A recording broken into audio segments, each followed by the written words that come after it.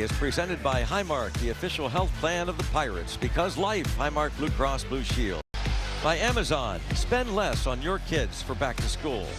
By your Western PA Chevy dealers, Chevrolet, the best-selling brand in Pittsburgh. And by Levin Furniture and Mattress, Pittsburgh's #1 furniture and mattress store. Well, here we are, and so much attention every start for Paul Skeens.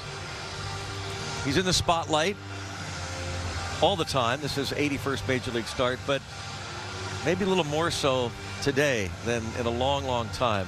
So much really at stake when you think about it.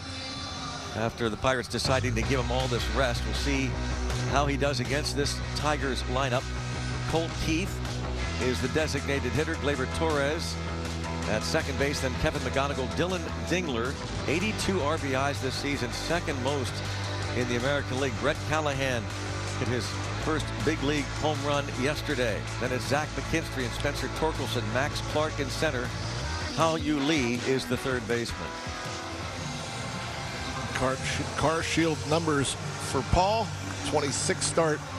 Hard to believe, 9-11 record, a 3.88 ERA. The strikeouts are still there. The walks, pretty good. They've gone up a bit here in the last couple of months. Opponents still only hit 228 against him. I'm sure he's probably for the first time in his life really searching. Just to get that consistency, get into that strike zone, dominate like he did his first couple of years. O'Neill Cruz back in center field. Levin Furniture and Mattress Pirates defense. Ryan Reynolds, Esmeralyn Valdez on the corners. Mangum started in left field last night, and Reynolds DH'd. Jared Triolo and Jacob Gonzalez on the left side of the infield. Nick Gonzalez at second base. Brandon Lau will DH. Spencer Horwitz at first, and Henry Davis back behind the dish for Skeens. And Colt Keith will lead off against the Pirates' 24-year-old right-hander, the #1 pick in baseball in 2023 out of LSU.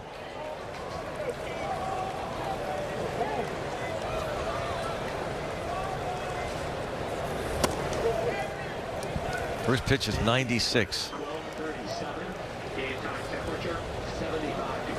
75 degrees at game time. Keith 1 for 3 last night, 2 for 5 in the series.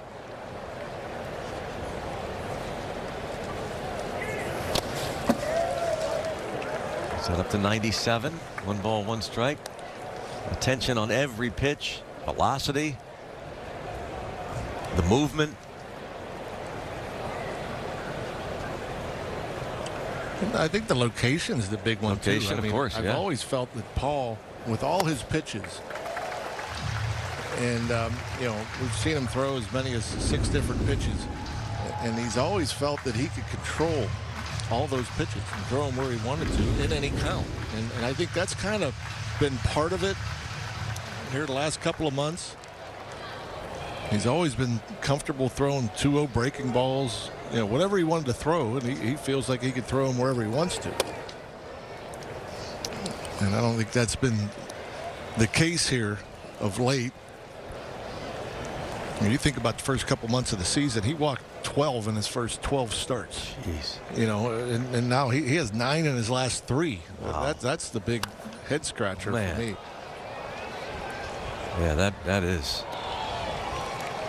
Back-to-back change-ups, and this one fouled away by Colt Keith.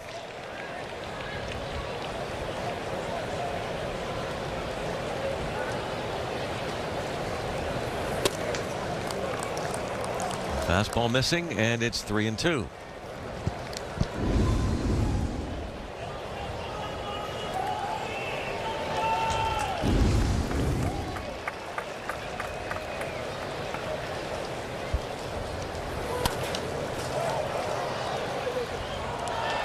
Fastball the top of the zone, and Keith fouls that one away.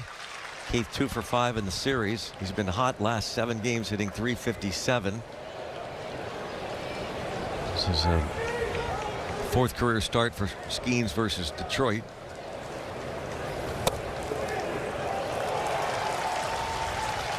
And he walks him, starts the game with a walk that Splinker Yeah, that's a pretty good take. That's a good pitch. He's expecting to get at least a swing at that. I mean, it barely misses below the zone. And as we're looking for that vintage Skeens, you know, that dominant Skeens we saw for the first 2 years. And, you know, Brian Reynolds, he gets to face some velocity today. We're hoping he had a nice hit last night. Ball hit hard. And against a hard thrower, Job, today, looking for Reynolds to come through with some big hits. Keys to the game presented by your Western PA Buick dealers.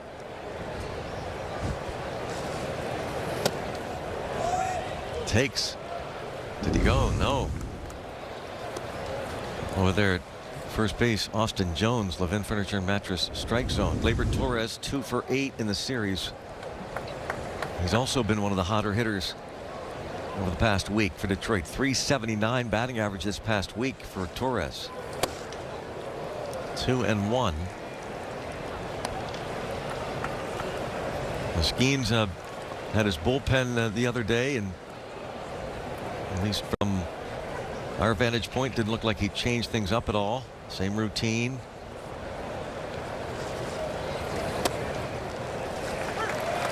That's a call. Sweeper, 2-2, his first sweeper.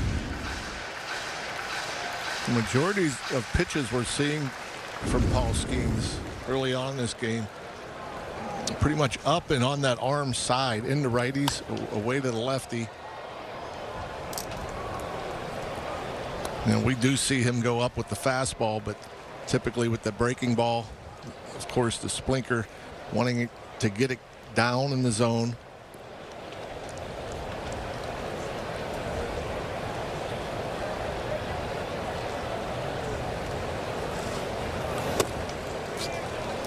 And 3-2.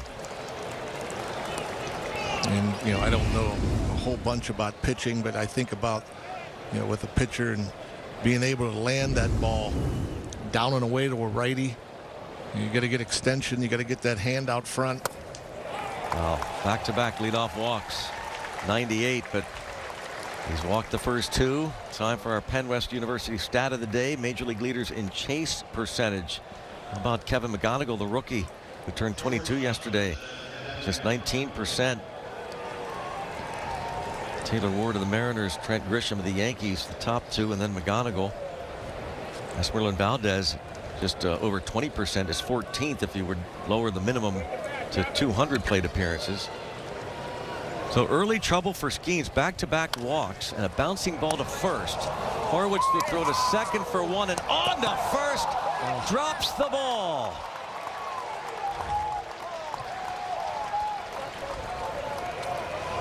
It would have been a close play. I think they get double play if Horwitz hangs on to this.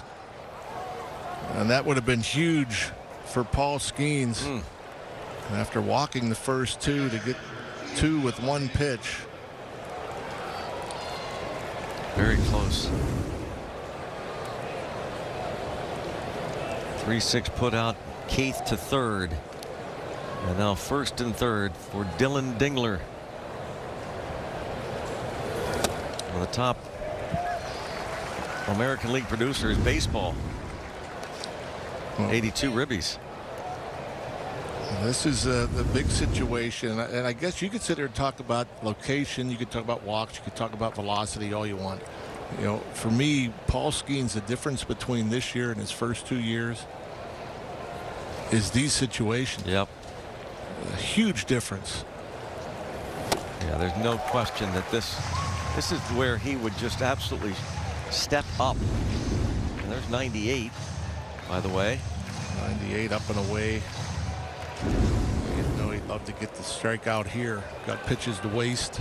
Can get Dingler to expand.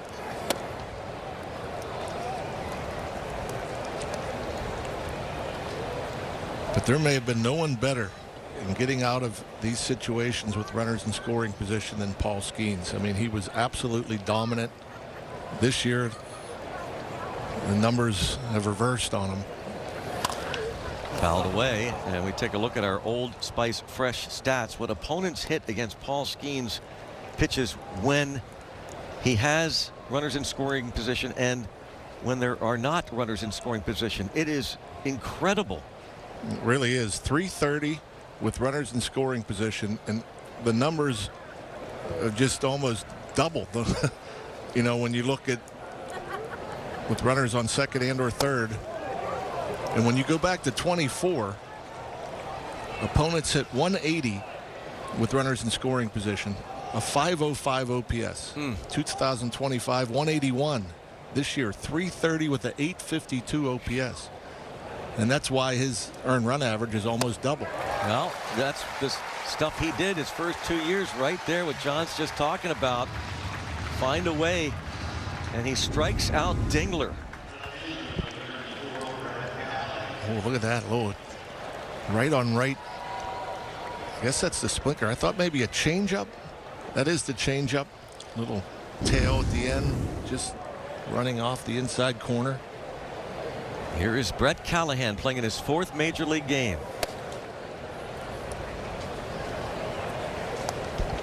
Callahan homered for the first time in his major league career in the 5th inning last night off Braxton Ashcraft. It gave the Tigers the 1-0 lead. Pirates came back to score 3 in the bottom of the 5th. Little pop up, shallow left. Going out is Gonzalez. He makes the catch, and Skeens does get out of it. Jacob Gonzalez puts it away. And so the Tigers do not score as the Pirates come to bat. Beasley, third base coach, outfield coach, having some fun there with Jacob Gonzalez, who sprinted to the outfield to make that play. Check out the Pirates lineup: Spencer Horwitz, Brandon Lau, Brian Reynolds, 1, 2, 3. The Magician, O'Neill Cruz, and Nick Gonzalez. Second in the National League in hitting, Jacob Gonzalez. Jared Triolo, Henry Davis against Jackson Jobe. Just his 3rd start this season, coming back from Tommy John surgery. An electric arm. He can get it into triple digits. Yeah, 6.23 ERA. Just 8 2/3 innings. It's second pitch, bounces it to second. Yeah, just his last time out gave up 6 earned runs in 3 2/3 innings. That's why that ERA is as high as it is. But yeah, upper 90s fastball. Has good stuff. Throws a slider, change, curveball.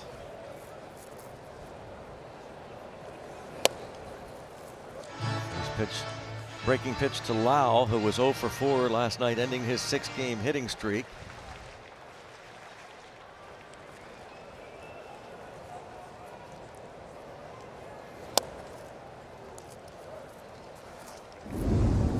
Jobe gave up 2 home runs his last start at home to the White Sox.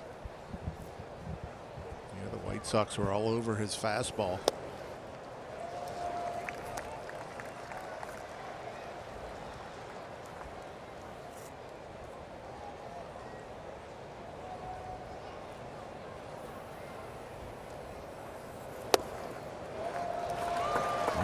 Pitch walk. It's a Lau. Brings up Brian Reynolds. Defense behind Jobe. Callahan, Clark, McKinstry in the outfield, left to right. Lee McGonigal left side. Gleyber Torres, Spencer Torkelson on the right side, and Dylan Dingler behind the plate.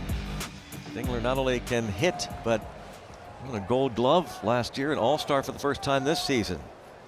And now Reynolds. John talked about that 8th inning RBI single last night for Reynolds. Pretty good. I believe a changeup, just missing.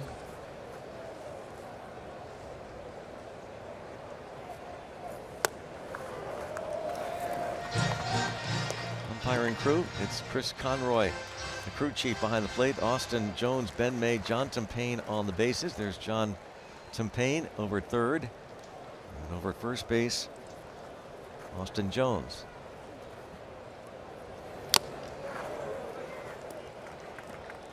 '98 from Jobe. Brian Reynolds has always been so good. I think he prefers the harder throwers. Gear up, get a fastball to hit. That one, pretty good location right on the outside edge. Hard slider. Starts in the zone, looks like a strike. Late break under the bat. Job, who shares the name, not related to pioneer Dr. Frank Job, who performed the first surgery on now the late Tommy John, who just passed away the other day at the age of 83. 2-2 the count. Back to first. Tommy John passed away on Sunday at the age of 83. He underwent the first UCL reconstructive surgery performed by Dr. Frank Job in September of 1974. Broken bat. Wow, the bat shatters, and a big part of it goes past Job and maybe distracted even the second baseman Torres, who can't handle it. It's first and second for Pittsburgh.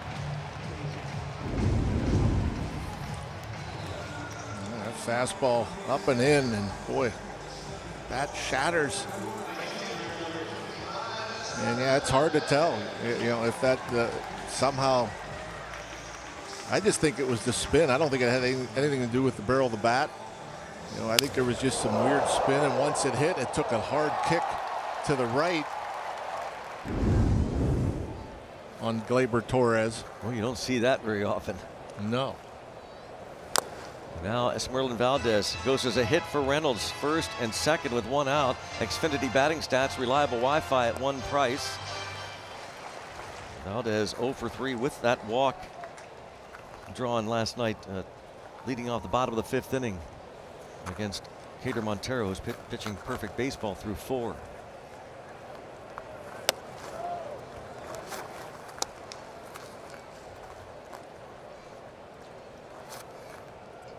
Jackson Job from Irving, Texas. 1 ball, 1 strike, 1 out.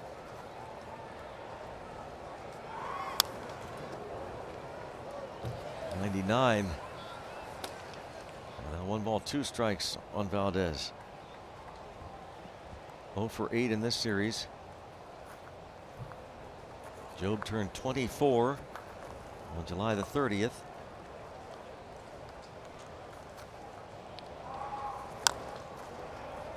Wow, what an interesting pitch. Goes to the changeup, right on right. He has that hard slider. We saw him throw a few of those to Brian Reynolds.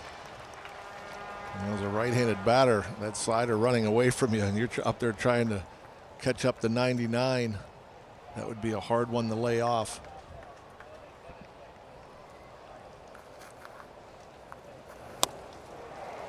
Strikes him out at 100.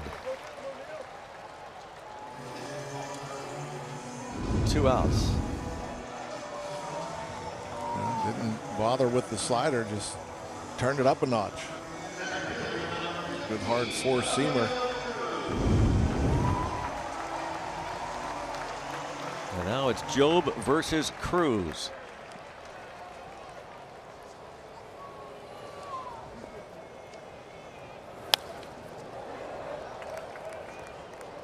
Fouls off 98.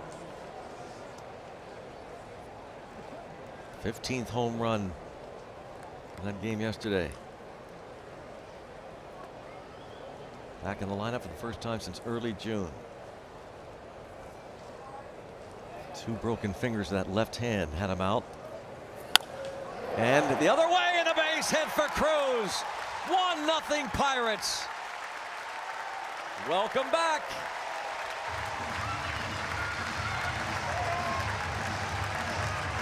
Yeah, talked about Brian Reynolds and how he can catch up the velocity. O'Neal Cruz is another hitter that can catch up the velocity. That fastball, top of the zone. Fighting through it. Just out of the reach of the shortstop. And once again, O'Neal Cruz coming through.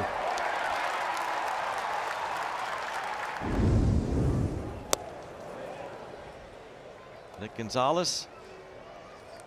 As Cruz delivers. 47th RBI. Gonzalez did not play yesterday. 1 for 2 with a couple of walks on Monday. Slowly hit toward Torres. But the Pirates now lead 1-0.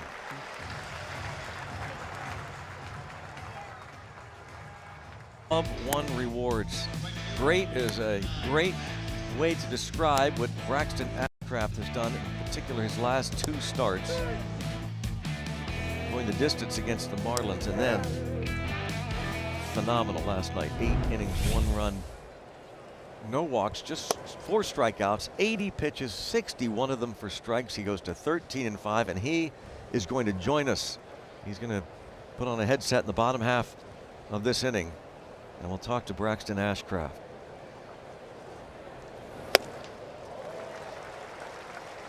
On a strike on McKinstry. Skeens got out of that jam in the first. High fastball. That's what we're used to seeing. A lot of swing and miss.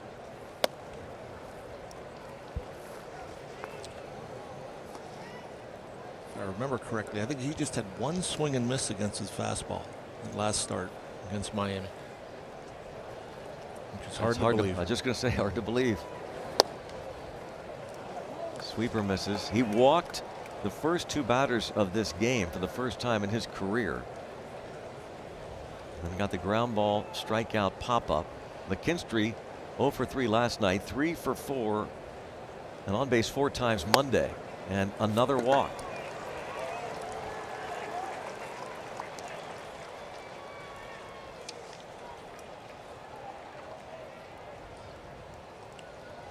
Here comes Spencer Torkelson.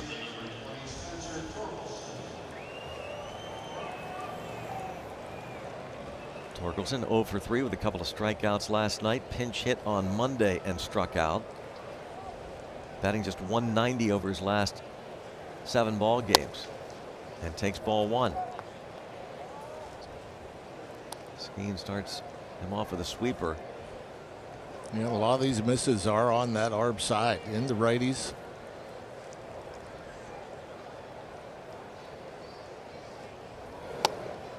And another sweeper misses.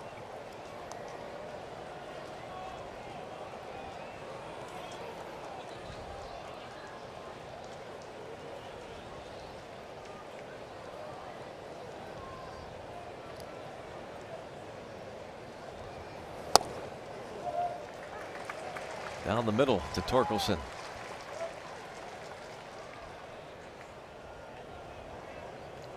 With the last 9 starts for Skeens, right-handed batters are hitting .347 off of him. That's just hard to believe. Lefties .234, but right-handed batters last 9 starts .347.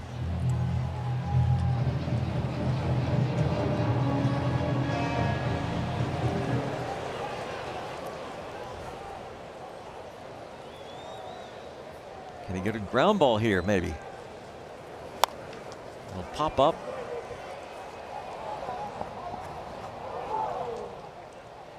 Stays 2-2 on Torkelson.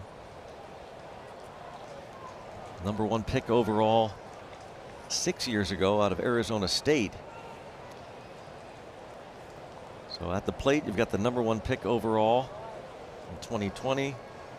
You've got the number 1 pick on the mound. And behind the dish, the Pirates had the number 1 pick in the nation in Henry Davis in 2021 out of Louisville. Ground ball. Got it done. Double play. Yeah, hard not to think about pitch count. And already into the mid-30s for Paul Skeens. So anytime you can get a ground ball.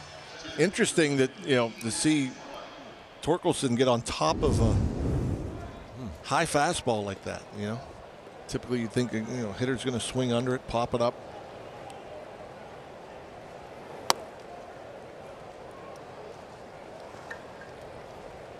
Starts Clark off with the sweeper. Max Clark, who was drafted 3rd in that draft, by the way. Pirates selected Skeens. His teammate went number 2, Dylan Cruz, to the Nationals, and then the Tigers selected Max Clark. 2 for 8 in the series.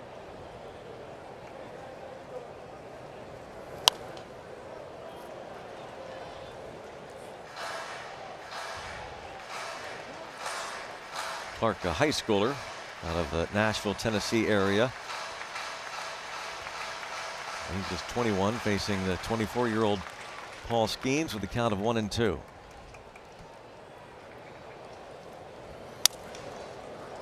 Pops it up. And Skeens says, I got it, I got it. Something you don't see very often, a pitcher making a catch. Presented by the Baseball Card Castle in Cranberry. A few recent Tigers first rounders. We talked about Max Clark, 2024 Bowman Chrome, the 2025 Bowman First prospect Kevin McGonigal, Spencer Torkelson we mentioned. There's the 2025 Top Series 2 and Riley Green. Was 5th overall in 2019. He's currently on the injured list, but the 2023 Bowman Chrome.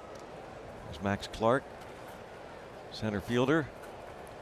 We just popped up to the pitcher, Skeens, who was drafted 1st overall that year. There's Torkelson.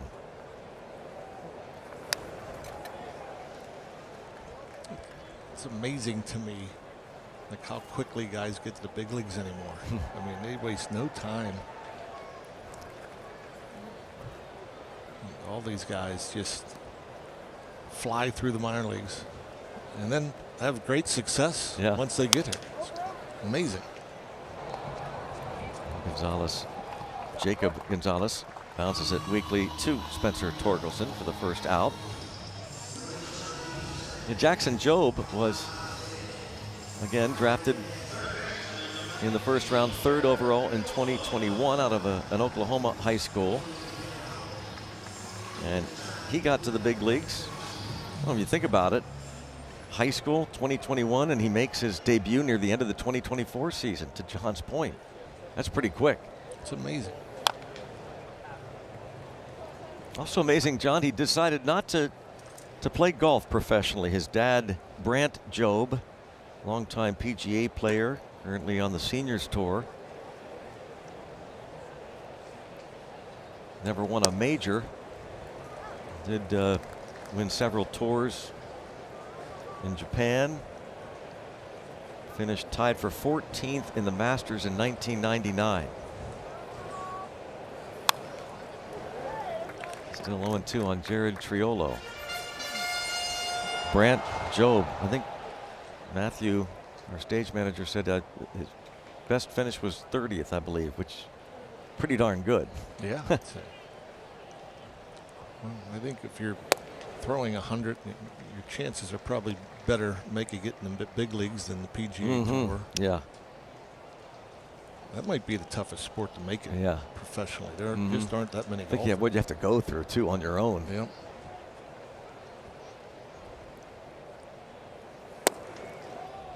2-2 on Triolo. 1 for 3 with a run scored yesterday, and the challenge, ABS powered by T-Mobile. Pitch the ball. Detroit has 1 challenge remaining.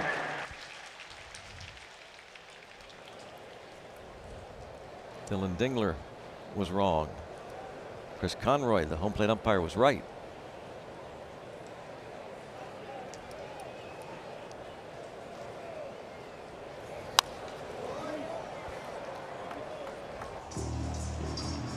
Triolo 2 hits and 17 at bats on this homestand. Getting another start at third base.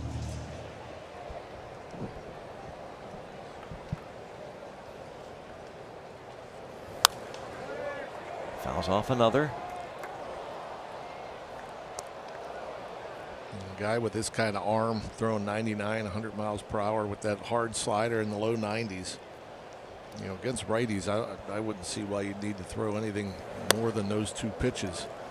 You know, tries a curveball there. I think you have a better chance as a right-handed hitter against the curveball because it's slower. You see it earlier. That hard slider, sometimes tough to pick up. Breaks late. Bounces the fastball to third. Now Lee on to Torkelson. Job gets a couple of ground balls to start this bottom of the second and faces Henry Davis. Rafael Flores Jr. started behind the plate last night, and that's 2 straight starts for Flores catching Braxton Ashcraft. And we'll talk to Ashcraft in the bottom of next inning. He'll join us live. Davis was 1 for 4, had an RBI single on Monday.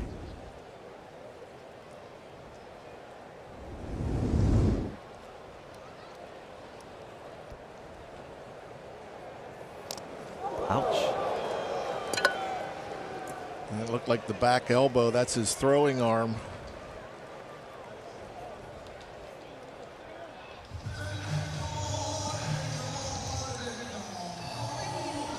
And he's aboard, hit by the pitch.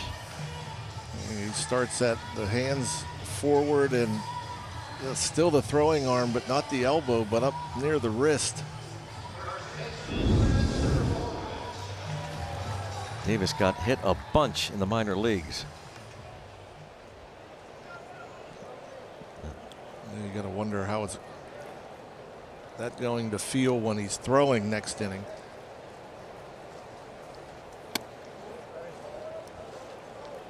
Second at bat for Horwitz. Bounced out the second pitch he saw in the bottom of the first inning. He was hit by a pitch. Last at bat last night. 2-0.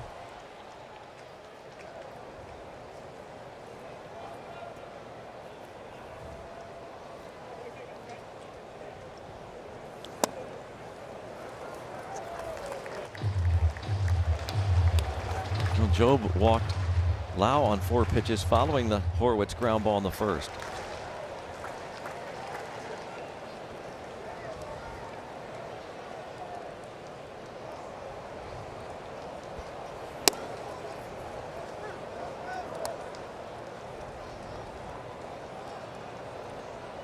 Again, his 3rd start.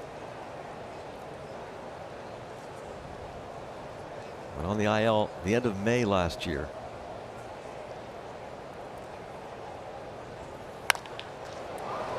Ground ball to Torres. So through 2 innings, it's 1-0 Pittsburgh. Nights with MLB Plus. Stream MLB Network 24/7 in the U.S. and select out-of-market games every week. Plus live radio broadcasts of every game, game day 3D, big inning, and minor league action. Visit MLB.com/MLB Plus to subscribe today.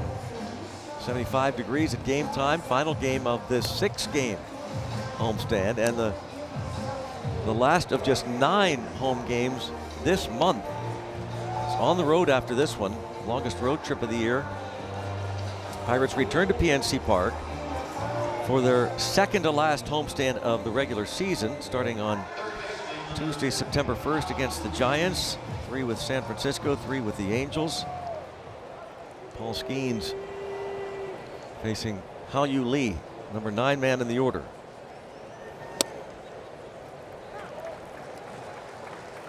I'm assuming Henry maybe had that wrist looked at when he came off the field before he put his catching gear on. He didn't catch any. He caught 1 warm-up pitch from Paul and threw it down to second. Slap past first. Hao-Yu Lee, who was a pinch hitter last night, didn't start after going 3 for 3 and was on base 5 times on Monday. Skeens threw him a first pitch strike, just the 4th of the first 9 he's faced where he got ahead of the count on the first pitch. Yeah, he got a fastball away and just slapped it. Found that hole between the first base bag and Spencer Horwitz.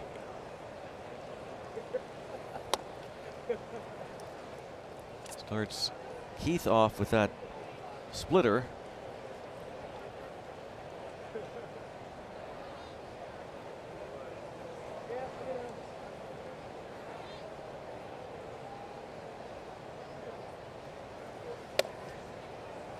Sweeper misses. 2-0 count.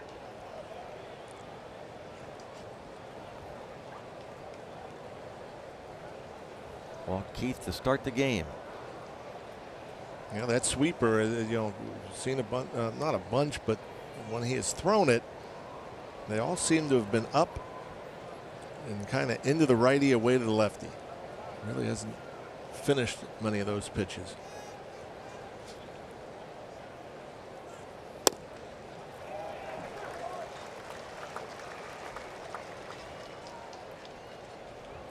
Two balls and a strike.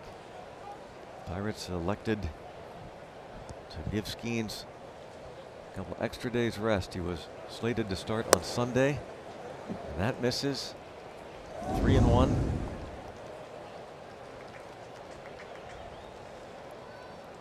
Splinker.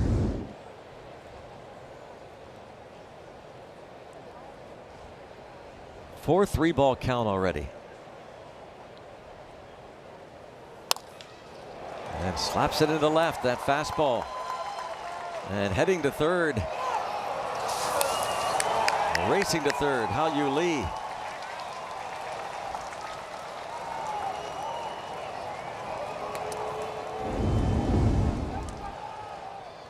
Now you're hoping that the hitter will roll over. You throw him a 3-1 fastball. Hope you get a ground ball to the pull side, but he does a nice job going with it. Almost looked like Reynolds might have been a little bit surprised. Yeah, you don't see that very often when there's a base hit in front of the runner. The lead just, I think, took advantage. When the left fielder moves to his left, you have a chance at getting over there. And Reynolds just kind of came up with it. And I think he saw that, he just kind of was fielding it without getting a lot of momentum going towards third. And he figured, well, I give it a shot.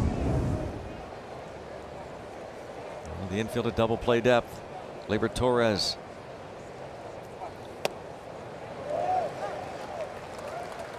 This time the sweeper catches the inside corner. Talked about it in the first inning. Runners in scoring position against Skeens.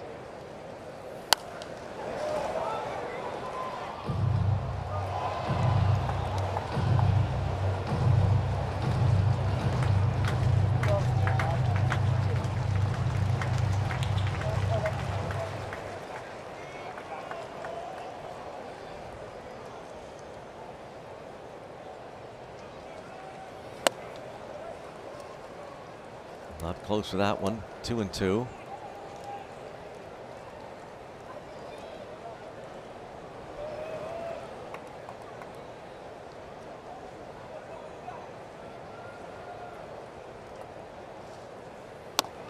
And now it's full. Again, missing in with that sweeper. You think, okay, if you're looking for a strikeout, you want to get something that is going to break away from the right-handed hitter, get it down and away, maybe you get a chase. But again, he just keeps leaving that pitch on that part of the plate. Wow. Oh, that's big.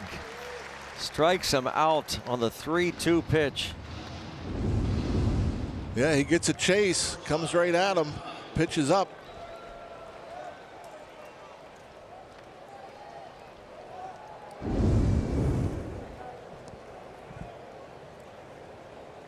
Here's the rookie, McGonigal. Ball one.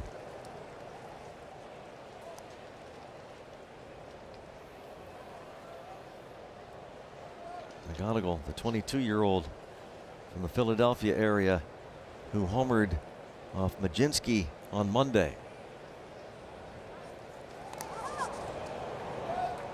Paying attention to Colt Keith.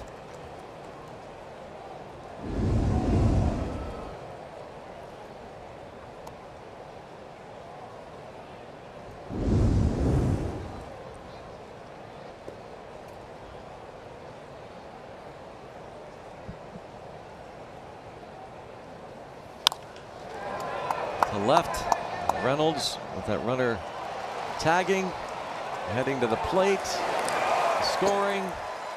And the runner at first advances. Tie game, sac fly, McGonigal. His 51st RBI brings home Hao-Yu Lee.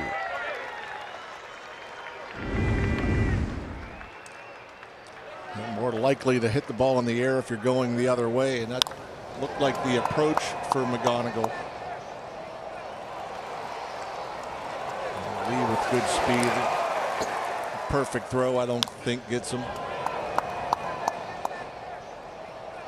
Keith went back to tag, so there won't be an error because he was taking off for second before that ball got away.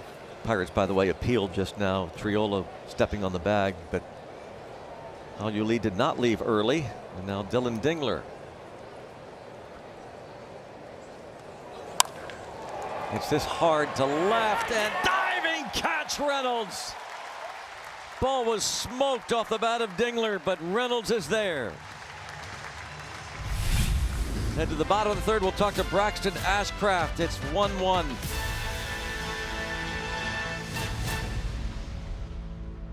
The third. There you see Brian Reynolds made that great diving catch. And it's Brandon Lau who leads things off, and Braxton Ashcraft joins us, kind enough to do that. Braxton, thanks so much, first of all, for doing this, and just how much fun is it after just another sparkling performance the next day to kind of soak that in? Of course, O'Neill Cruz wants to make sure you're shaded properly. He's trying to protect me from these sunflower seeds. Tell us about your year, but in particular the last couple of starts. Carmen Majinski, by the way, is the culprit if you're starting to feel the sunflower seeds. Yeah, I know who it is. Yeah. You know, it's just a culmination of a lot of things. You know, there's a lot of work that goes on behind the scenes. There's a lot of conversations that we have. Good. Good. There's a lot of things that, you know, us as a group look at on a day in and day out basis. You know, there's all those conversations that, you know, stem from, you know, mechanical stuff to, you know, game planning stuff and how we're going to attack guys.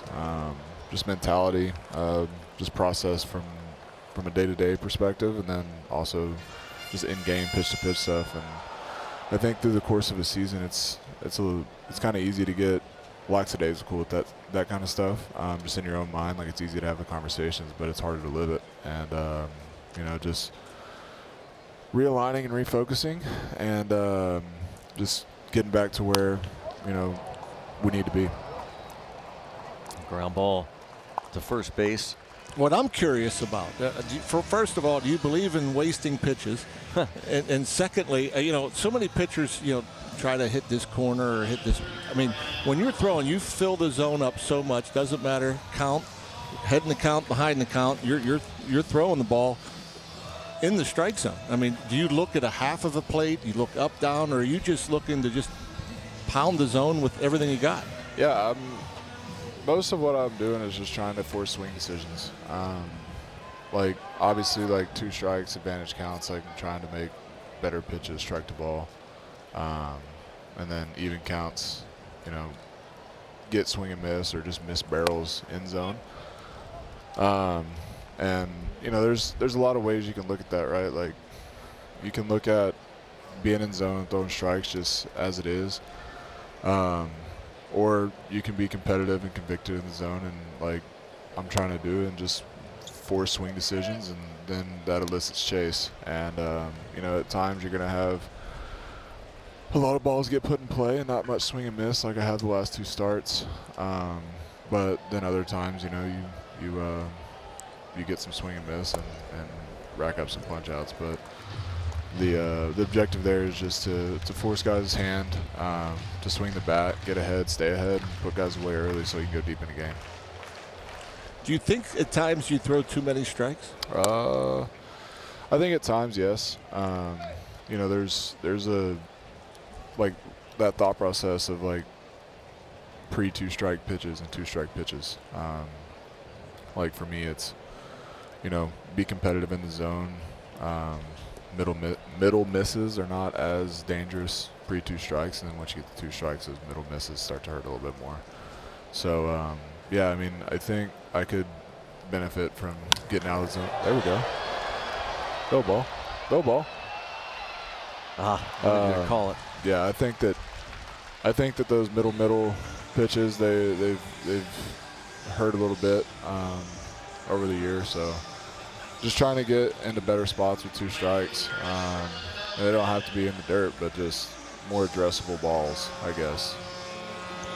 We're showing a camera shot right now of Rafael Flores. Great to see that you two have teamed up and have nice little chemistry going now. Yeah, he's great behind the plate, just like Henry is, man. And Indy as well. They do their due diligence. They come in early and have conversation like you can see them now. That's what we see them doing pretty much all day, every day, is just talking ball. And sometimes we give them a little bit of crap for it. Just close the iPads, have a little bit of fun, but I think we can all agree that we're all thankful for it whenever we're on the mound. I asked Donnie today before the game, Braxton, I said, what did Braxton say to you coming down the steps after 8 innings? He said he wanted to stay in. I said, and it's legit too. Like some guys, you really wanted to stay in, but it all made sense, especially the way Montgomery's throwing. But I'm sure that the competitor in you wanted to stay in. Oh, absolutely. I never want to come out of the game. I don't care if I'm at 160 pitches or if I'm at 60. So. Well, great stuff. Thanks a million for being with us, Braxton. Congrats. Yes, sir. Thank y'all. All-star Braxton Ashcraft.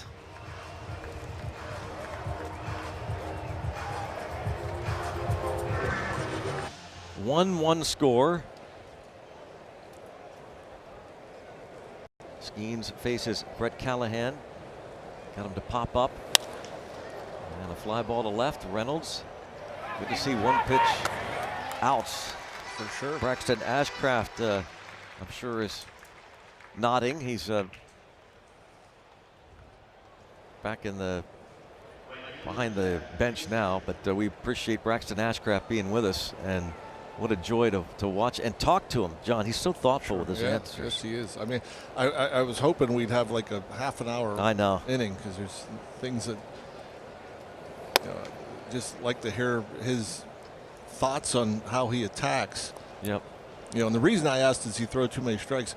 There was that little month or so there where he got hit a little bit, but I still thought the stuff was really good. And the reason why I asked about so many strikes, it was, I think, Philly and Washington were back-to-back starts where he gave up some 2-strike hits, homers, and it's like, was he trying to throw it in the zone, or was he trying to miss off the zone, or out of the zone? But and I think about how he attacks. So obviously he's throwing strikes. Last night, it seemed more curveballs, less sliders. You wonder why, if it's just a feel thing, or if it's just the curveball's working better. Wanted to ask him about his 96-mile-per-hour slider. Yes, that was incredible. Yeah. By the way, that was an impressive sequence there from Skeens. I don't know if he's found something, but that was really good against McKinstry. I'd say so.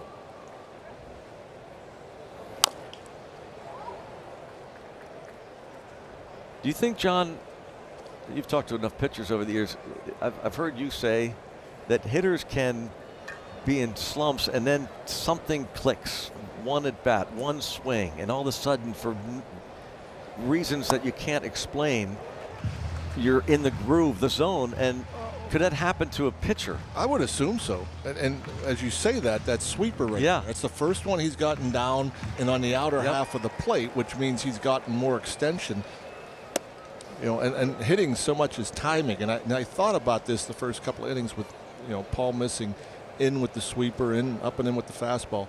There's times as a hitter, your timing's just not there. You're flying open, everything's coming out and around, and you can't seem to fix it. Well, I'll tell you what, that was an impressive 1, 2, 3 inning for Skeens. Cross our fingers.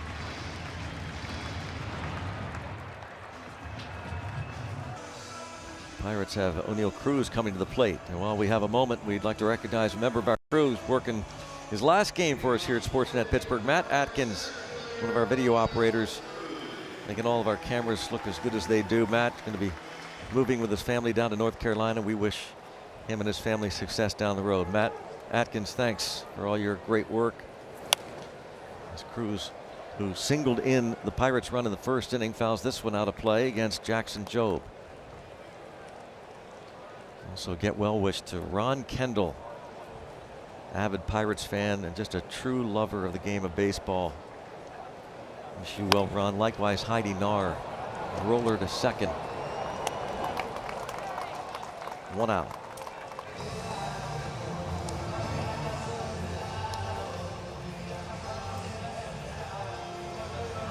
Nick Gonzalez now grounded out in the first.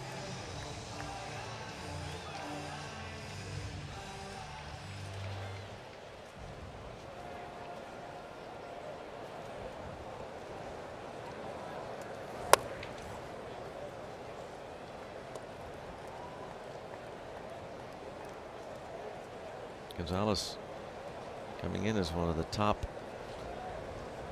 hitters in the league, tied for second in the batting race, and that'll help. Another hit for Nicky G. Luis Arias, now of the Phillies, is hitting .317 to lead the National League. Nick Gonzalez is just so good at just keeping the bat through the hitting zone.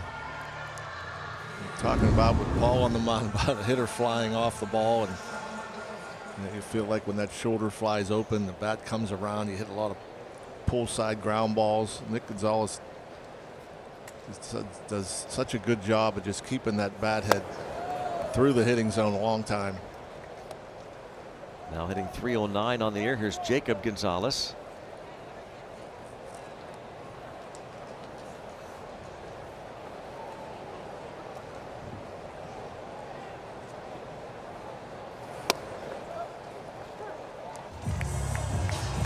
National League batting race.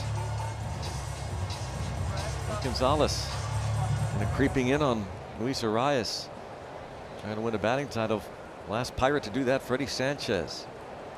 And that came down to the last day. Yeah, he and Miguel Cabrera. Then with the Florida Marlins. Why do I think Freddie went like 4 for 4 the last day of the year? He might have. I know he had. I know he had more than one hit. I think he had his first 2 at bats. Yeah. I think Cabrera pulled himself out of the game when that was locked up once Freddie Sanchez got his second hit.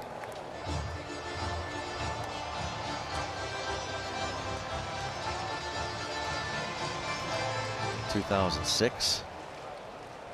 Freddie Sanchez hit .344 to win the batting crown.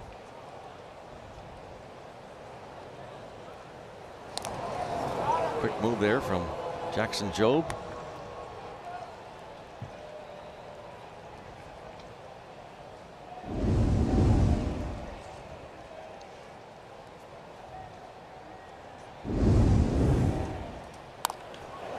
And to right field, and a base hit for Jacob Gonzalez.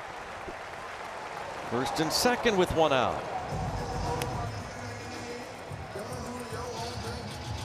Next homestand, mentioned the Pirates going to be hosting the San Francisco Giants, and then the Los Angeles Angels will come in for 3. And on Saturday, September the 5th, 6:40 first pitch. First 20,000 fans are going to get a Hoist the Cone t-shirt. Go to pirates.com. If you know, you know. Had the national crew in from ESPN the other day, and they were wondering what's all this stuff about the cones. Bounce to third, and a 5-3 inning-ending double play. On to the 5th, tied at 1.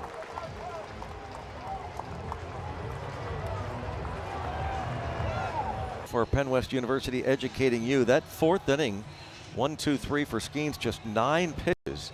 First time he's thrown that few in an inning since July the 19th. Oh my. Against Cleveland. That was the 2nd inning following his long rest during the All-Star break. He did go to the game, he didn't pitch. Ball 1, Max Clark. So exactly 1 month ago was the last time he threw that few pitches in an inning. That goes to show you how difficult it is to do what Ashcraft has done. Yeah. Now that's extra bases for Max Clark. on a 1-0 offering, a fastball. And he'll be held at second in the leadoff double.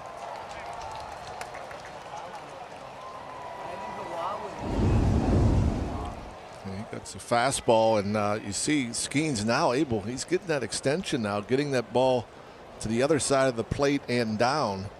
Saw that in that 9-pitch 4th inning. But Clark showing some good bat speed. Gets the head out. Esmeralda Valdez quickly into the corner now. Hao-Yu Lee, who snuck a ball inside the first base bag for a leadoff single and scored in the 3rd.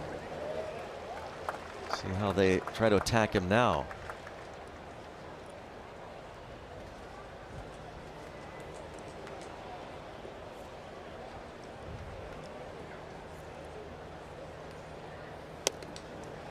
Ball to strike.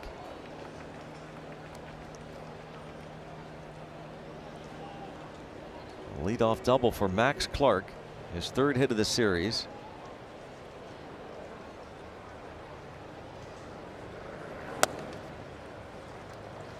Lays off the slider.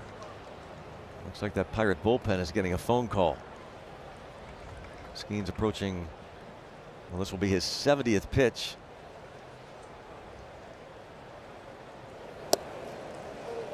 Gets the sweeper in there, 2-2. See, it kind of freezes the batter Lee. That pitch started out right at his left hip. Able to foul off that high fastball.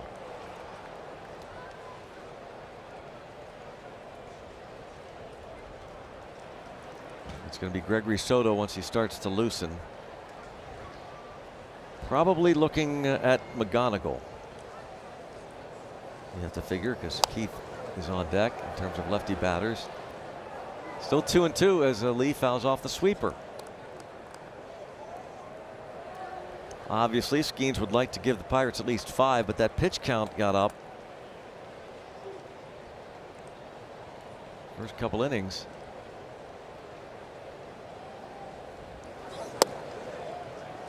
Three and 2. Big pitch coming up now. In the 24 pitch first inning. And then 15-16.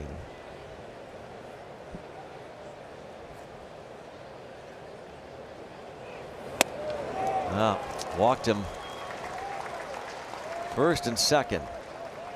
It's the 4th walk, 2 aboard, no one out.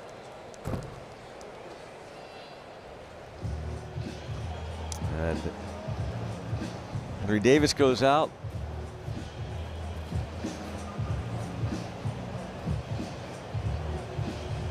Wondered if Bill Murphy might join him. Try and give Soto some time. Murphy not moving yet. Soto cranking it up. Paul Skeens, you look at his first 22 starts, he walked more than 2 once. He walked 3 in 1 game in his first 22. Now that's 4 walks in 3 of his last 4.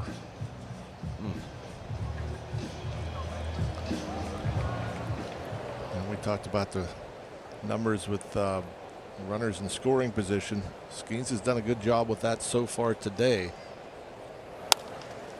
The other way, foul.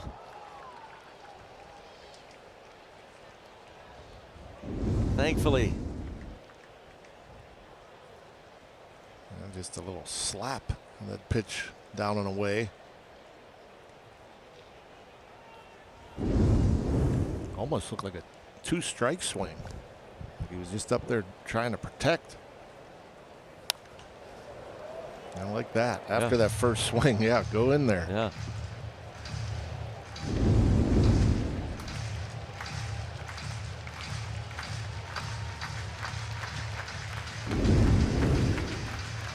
Pirates trying to take away the left center field gap in the outfield for Keith. With 2 on and nobody out. An 0-2 count.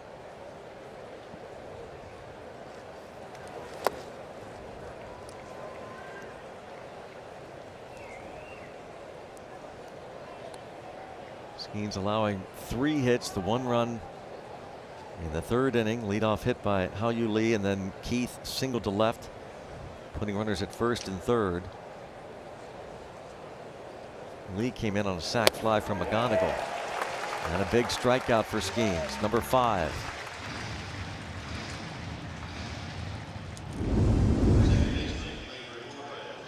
Yeah, just going up and away again. That pitch never in the strike zone. Uncomfortable looking at bat for Keith.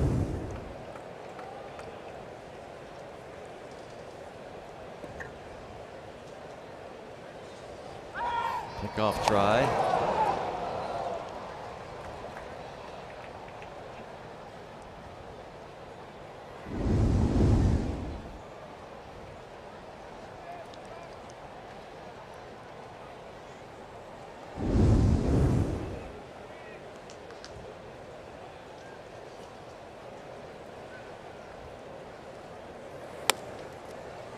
Ball 1.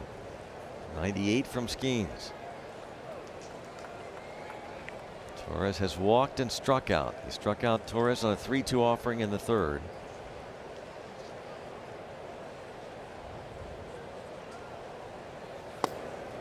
Ball 2.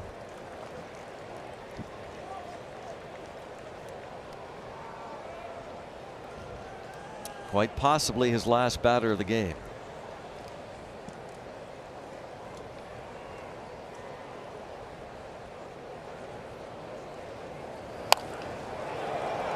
Pop going to drop in, and they'll score a run out of it, and it's 2-1 as Clark scores from 2nd. Hao-Yu Lee goes to 3rd and brings up the lefty hitting Kevin McGonigal. And the first hit off of Paul Skeens with the runner in scoring position, just tried to throw a little get me over sweeper on the 2-0 pitch, and out in front was Torres. Hits it right off the end of the bat. Perfectly placed.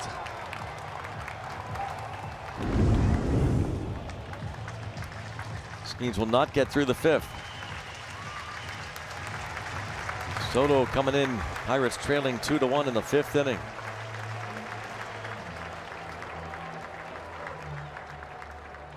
Fifth inning, runners at the corners, 1 out. Pirates pitching change presented by Valvoline Instant Oil Change Service you can see, experts you can trust. Soto making his 54th appearance.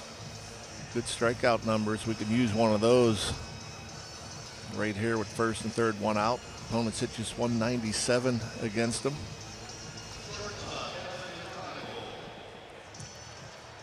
Kevin McGonigal. Sac fly in the 3rd.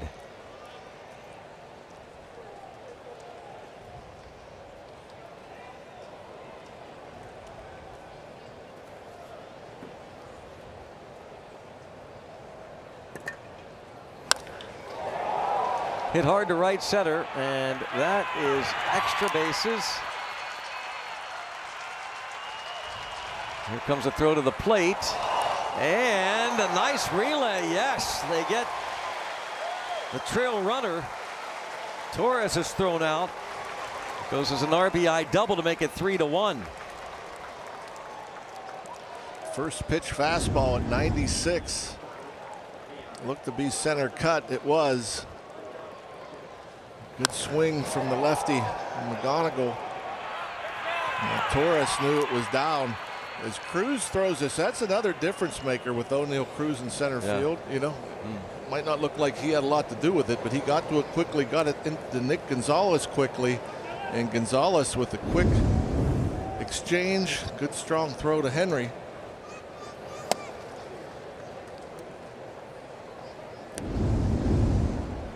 Henry, the high tag, right in the chops.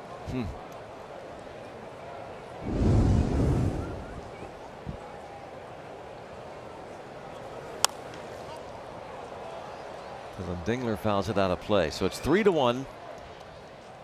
A double by McGonigal. Brings home Hao-Yu Lee. Torres thrown out at the plate. 8-4-2.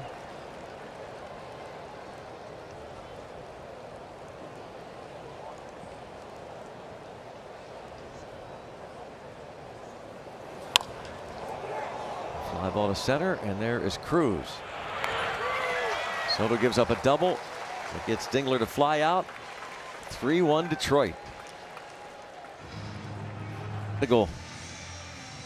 Drives in a run, and Paul Skeens gives up 3. Go to the bottom of the 5th inning, down to StatCast powered by Google Cloud. We're looking for some positives, and you did see some signs. For example, the 10 whiffs on the fastball, the swings and misses.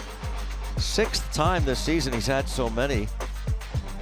And going back to his back-to-back starts following the All-Star break, July 19th and 25th, the last 2 times he's been able to pull that off, getting the swings and misses on the fastball. Yeah, I think that's important. He's a big power guy, and that's his go-to pitch. Feels like he can get it by hitters.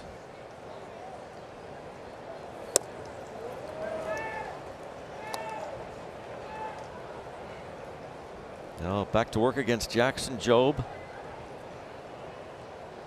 Davis was hit by a pitch in the 2nd.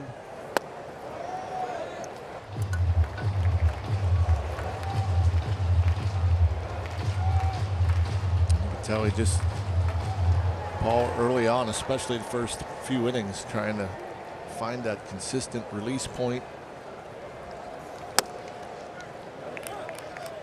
Yeah, the 24 first pitch inning. He walked the first 2 batters of the game for the first time in his career. And ball 4. But again, we'll be taking some positives into this start here today from Paul Skeens.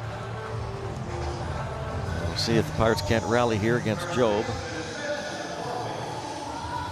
Jobe making just his 3rd start since the Tommy John surgery last year.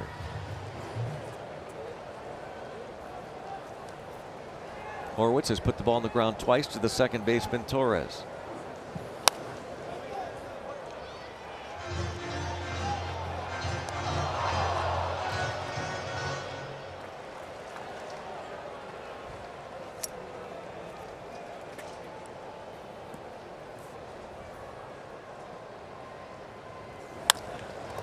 Stab 1 and 2.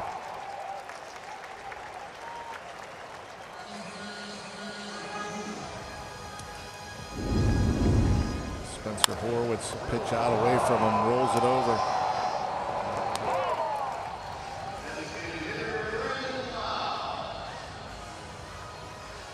We'll see that very often from Horwitz. But he's 0 for 3, and now Lau. He's trying to relate a hitter's swing compared to like a pitcher's throwing motion, and just coming off the ball, and talked about pull side ground balls and getting out in front. Too much top hand in that swing of Spencer Horwitz. When he's staying inside and through the ball, that's where you see the doubles. You see the home run ball. It's the timing of the swing. And sometimes you're always fighting that. That's kind of what it feels like with Paul, just trying to fight that consistent release point, almost like he's just kind of falling off the ball a little bit, which is kind of making the hand drag. A lot of misses up and in to righties, up and away to lefties. As a hitter, there's times you're in batting practice. The guy's throwing 60 miles per hour and you can't control, rolling over. You try so hard to find that timing.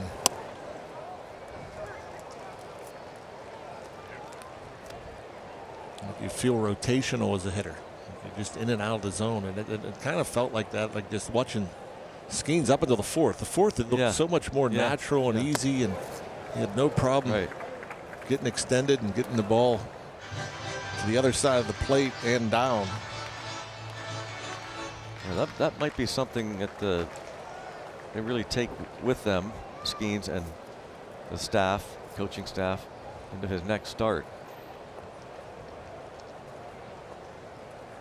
3-2 the count. Time is called, and Dingler going to go out and talk with Jobe. Here's a message from Levin Furniture and Mattress. Get the guaranteed lowest mattress prices for life at Levin. Jobe has walked a couple, has hit a man, walked Davis to lead off this inning. Brian Reynolds on deck.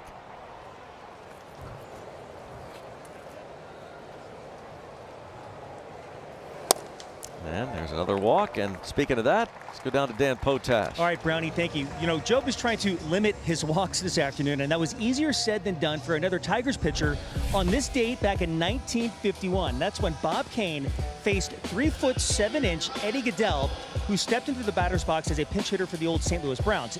Eddie, whose jersey number read 1/8 on his back, would walk on 4 pitches. Of course, this was the work of Browns owner Bill Beck, a showman who was always looking to find creative ways to promote the game. Eddie is the shortest player in Major League Baseball history. Thanks for that, Dan. Yeah, as Reynolds bounces to first, and now we go to the 6th, 3-1. Around the corner, really? Nearly 2,000 students were able to prepare for it just outside PNC Park on Monday morning. Superintendent Dr. Wayne N. Walters and Mayor Corey O'Connor were on hand for the Pittsburgh for PBS Back to Schools event hosted by Pittsburgh Public Schools. The Pirate Parrot and Pirates volunteers helped distribute free backpacks filled with books, food, and valuable community resources. Look, guys, I know we're a little bit on the older side, but am I wrong? Back in the day when we were in school, first week of September for day one, right? No? Well, first of all, thanks for saying we're a little bit on the older side. Yeah, I played it safe on that one. Very kind. Yeah, you're welcome. 1 ball, 1 strike. Nicer than saying you're old. Yeah, nope, didn't say it. At any age, though, not a fan of this time of year when I was growing up. I don't know. I was walking around doing some shopping last week, and I saw back to school sale. I'm like, what? No. Summer flies by. Yeah. It always felt like it was the day after Labor Day. Yes, that's right. Back in the day, for me, way back in the day, you only remember this, Dan. You're too young. But it was the Jerry Lewis telethon. Yeah. That's gave me a sinking feeling when it was on. I knew school was approaching. And that aired on Labor Day. Yep. Line out by Malgeri. Speaking of back to school, happy birthday wish to Ella Roach, going to Duquesne, playing lacrosse. Ella, the daughter of the great vice president of video replay for the Pirates, Kevin Roach. Senior vice president. Senior VP. Sorry about that. See, really, the actual title is the video replay coach. Oh. Kevin Roach. He throws his weight around like he's the senior.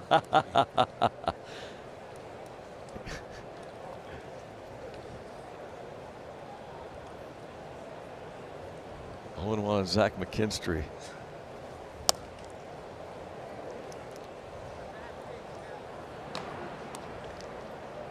Well, they're going to go to their bullpen as Jackson Jobe went 5. And coming off Tommy John surgery, not a surprise that he would be limited. Just his 3rd start since coming off the IL. 77 pitches.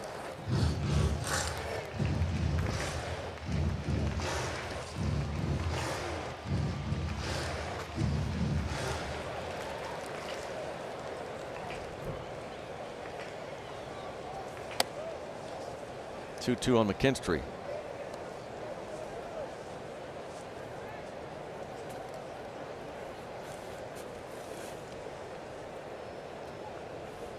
Trying to keep it a 2-run deficit.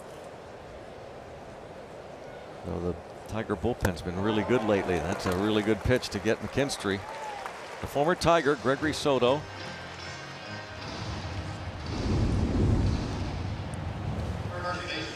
Good slider running away from that bat. That strikeout presented by Coppers, protecting what matters, preserving the future. And Gregory Soto was signed by the Detroit Tigers, international free agent, back in December of 2012. Made it to the big leagues 7 years later. Became their closer. Straight calls being challenged by the batter. ABS powered by T-Mobile. Tigers have 1 challenge left. Pitch the ball. Detroit has 1 remaining. Torkelson was right.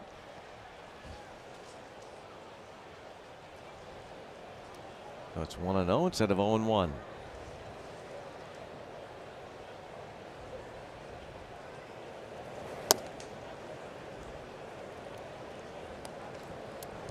Now a new pitcher, Tyler Holton,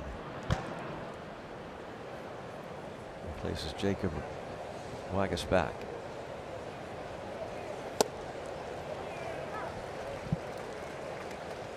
It's interesting. I guess they decided they saw, wait a minute, Cruz is due up second after Esmerlin Valdez in the bottom of the 6th. I wonder if that means, would they be considering letting Jobe face Valdez? I don't know. He struck him out twice. See what A.J. Hinch decides. You know, these days, usually the pitcher knows he's done as soon as he walks off the field. Yep.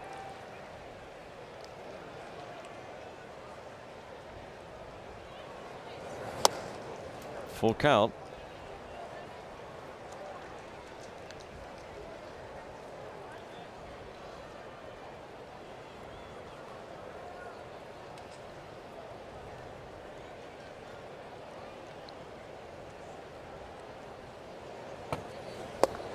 Did he go? He went. And a 1-2-3 6th for Soto. On SNP is presented by UPMC, the official healthcare provider of sports coverage on SNP. And by Driveway Subaru of Moon Township, where we put you in the driver's seat. And it is Jackson Jobe back out there. His 78th pitch just delivered at 98 miles an hour. Went 71 pitches in his 5-inning stint. His first game back on August the 8th. 6 days later against the White Sox. 74 pitches in just 3 2/3 innings.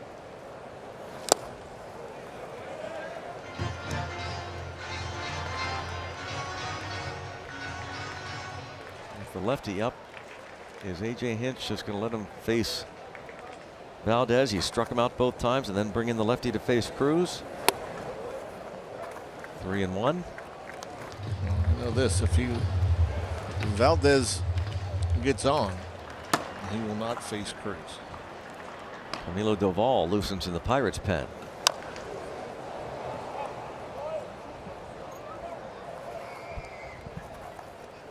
Valdez, Cruz, Nick Gonzalez due up here for the Pirates, home half of the 6th.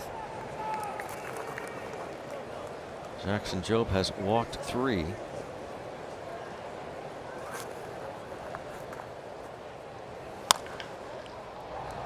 Foul.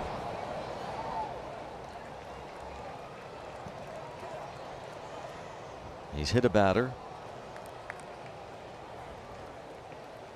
He's gotten 2 big double play balls each of his last 2 innings.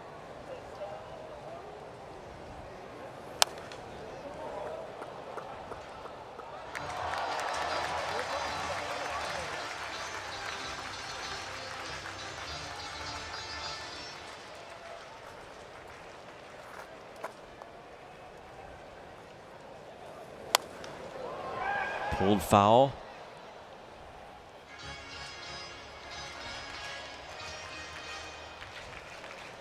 The 9th pitch of this at bat coming up.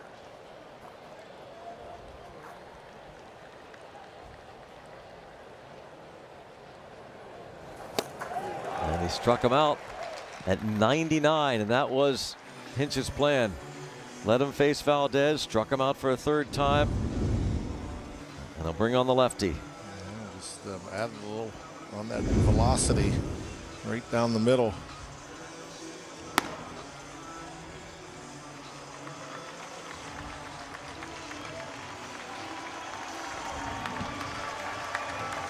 Happened so far in the game. Our dashboard report presented by your Western PA GMC dealers. Jackson just threw to his last batter, struck out 3, and all 3 times it was Esmerlin Valdez. Paul Skeens 4 1/3, 3 runs. O'Neill Cruz had the RBI single for the Pirates in the 1st inning, gave them the early lead. Kevin McGonigal driving in a pair of runs. McGonigal sac fly in the 3rd, the RBI double in the 5th, and now Cruz faces the lefty Tyler Holton. 54th appearance, 3.10 ERA.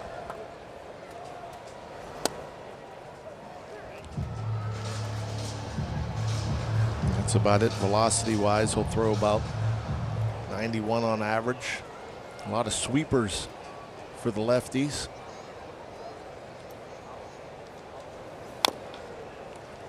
Cruz, before he got hurt, we were talking up the fact that he was just phenomenal against lefty pitchers. 867 OPS. He hit 102 against southpaws last year, 312 this year.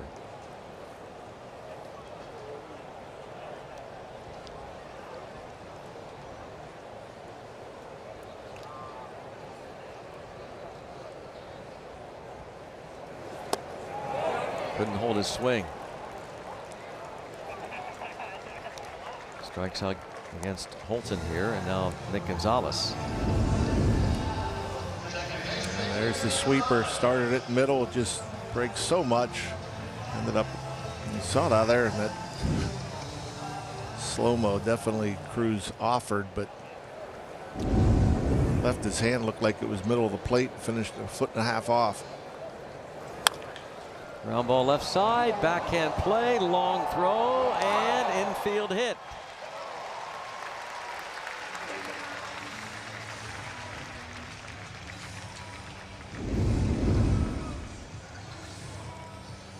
McGonigal trying to make great play. You're not going to throw many runners out from the left field grass.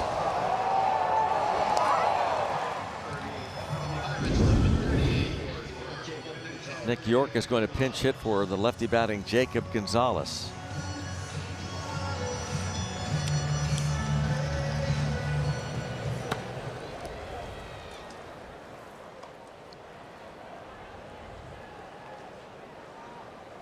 And he's back up. Vargas back.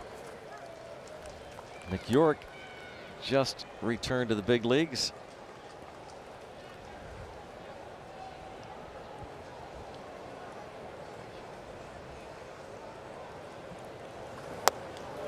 Starting lineup on Monday from the AAA Indianapolis Indians. Had a bases clearing double in the 6th inning on Monday against lefty Framber Valdez.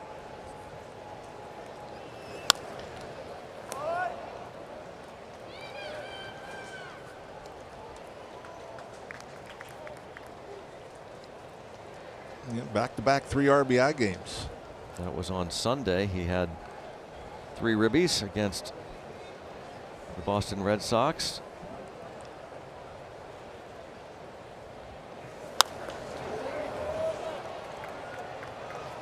Shortly after he was sent down back to Indianapolis, was with the team earlier this year, York suffered a broken finger on a play at third base. The ball came up and clipped him. He was out for a time. Runner takes off and a strikeout. Pirates still trail by 2. Inning on the UPMC scoreboard. Pirates baseball presented by UPMC, the official healthcare provider of sports coverage on SNP. Nick York, pinch hit, and he goes in to play third base. And now moving over from third to short, Jared Triolo, and the new pitcher is Camilo Doval. 53rd appearance for Doval, 4.15 the ERA. Opponent's hitting .240 against him.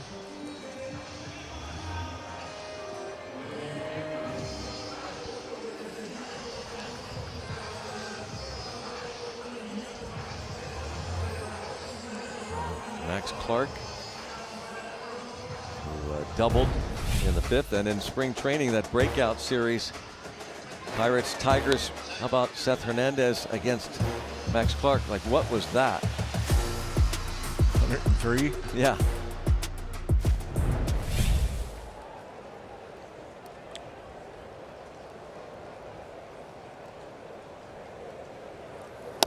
That was the start of the ball game.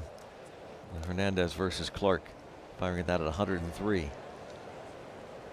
Would have been the first batter Hernandez faced as a pro, right? Yeah. Spring training.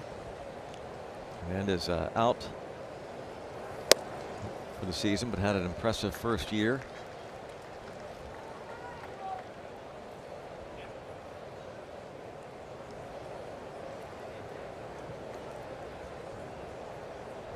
left oblique strain at the end of July for Seth Hernandez. Has a team ever made the postseason with a record under 500? I don't think so. I mean, you're so crazy what's going on in the American League. Oh, yeah. Yeah. Like right now, there's only 4 teams over 500. That's unbelievable. 3 in the American League East. Rays, Yankees, and Red Sox. Good job there. Duvall strikes out Clark. And who would have guessed it? When you look at the Central and the West, only the White Sox have a record above 500. And the wild card for these Tigers, certainly within striking distance. They have teams to catch, of course, but the Tigers started the day 1 back.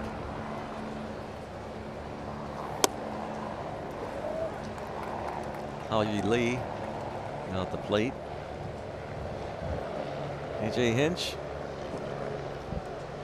And it's the Astros to the World Series.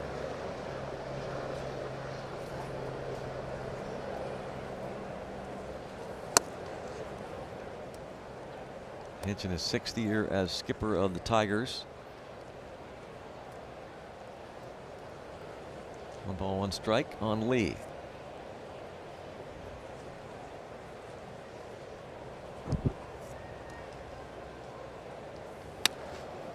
Pirates still 6.5 back in the wild card. Hinch, his numbers for his career with the Diamondbacks, Astros, and Tigers. 13th year overall as a major league manager. Don Kelly was hired really by Hinch a few years ago as the Astros first base coach after Don Kelly was doing some scouting for the Tigers. And then in 2020, the Pirates hired Don Kelly.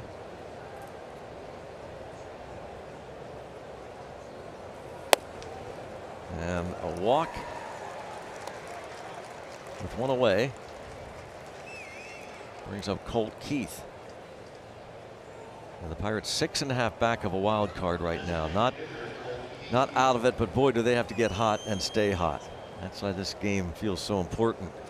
Yeah, they feel like you got to go on a run. Yep. Almost like winning series might not be enough. Right. You got to go on that winning streak. But you can't be losing series either. No.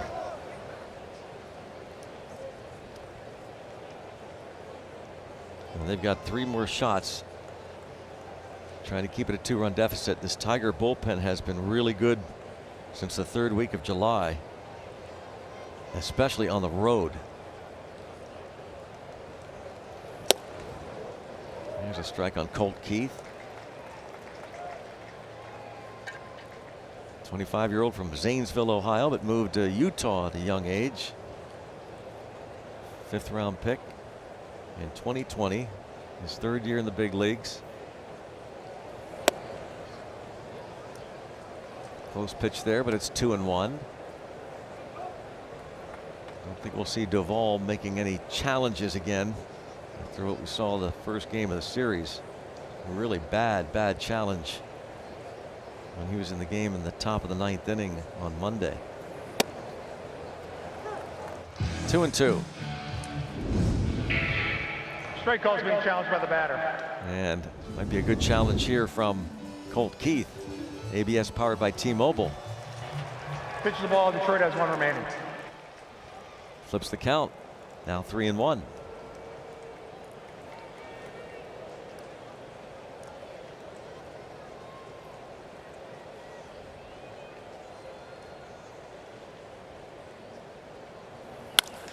Oh, hard hit. Stab by Triolo. Flip 1 to first. Not going to get 2. And an ill-advised throw to first.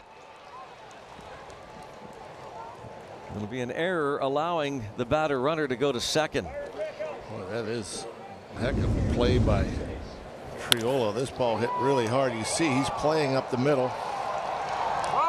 You know, maybe the flip more impressive than the catch. He got over there quickly, but he leads Nick Gonzalez perfectly. But no chance at first. Error on Nick Gonzalez. Great play by Triolo, but now a runner at second with 2 outs. Gleyber Torres. Chop toward third. Nick York. And that'll do it. 7th inning stretch time. Pirates trail by 2.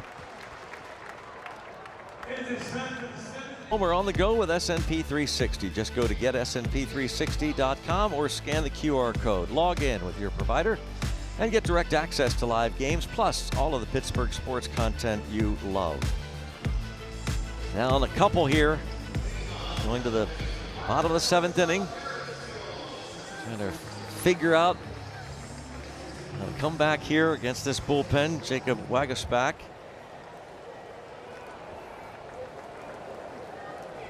Acquired from the Brewers in June.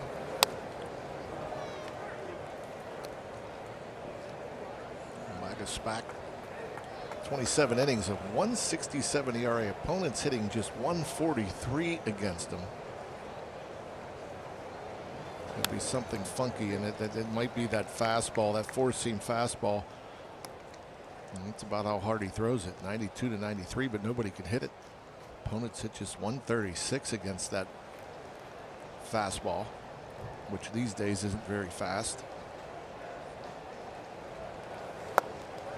1 ball, 2 strikes. He was originally drafted by the Pirates out of Ole Miss way back in 2012. Signed by the Phillies in 2015.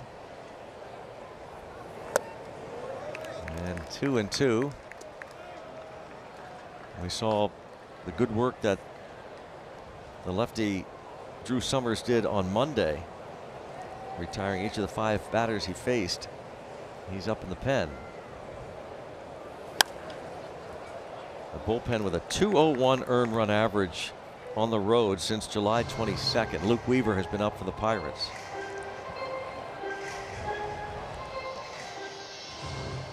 This guy just, he calls that last pitch a cutter. It's more like a hard slider. Good changeup. Line drive, but right at the third baseman. Rafael Flores Jr. is going to pinch hit for Henry Davis. Now there's that cutter slash slider. Hit hard.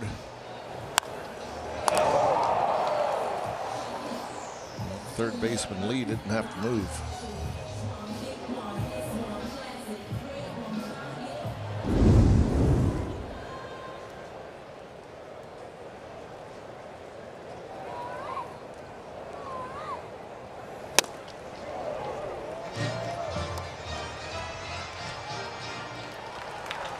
Batting average of .283 for Flores. 1 for 3 with a run scored last night.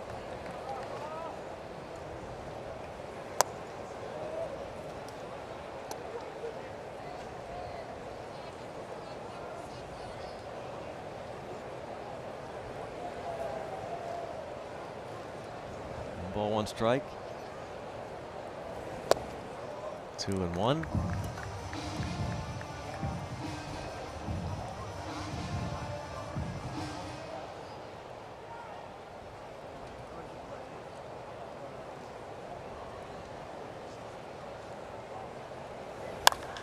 Drive to left field, and Rafael Flores Jr., a pinch hit home run, crushes it to left field to make it a 1-run game.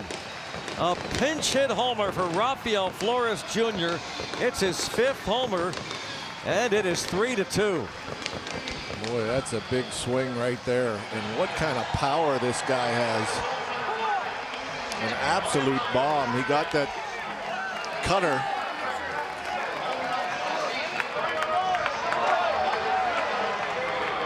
Not an easy job to come in cold off the bench to try to pinch hit, but you got that little cutter pretty much middle, out over. That home run brought to you by UPMC.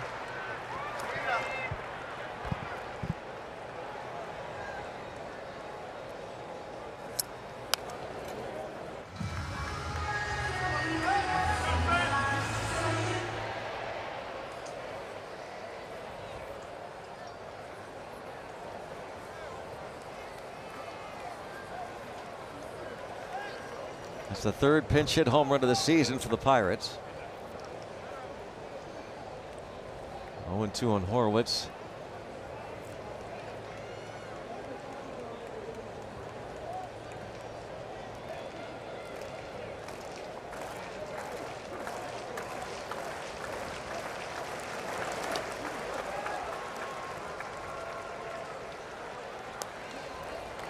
Merlin Valdez had a pinch hit home run in June against the Reds. 1 ball, 2 strikes. Horwitz has grounded out 3 times.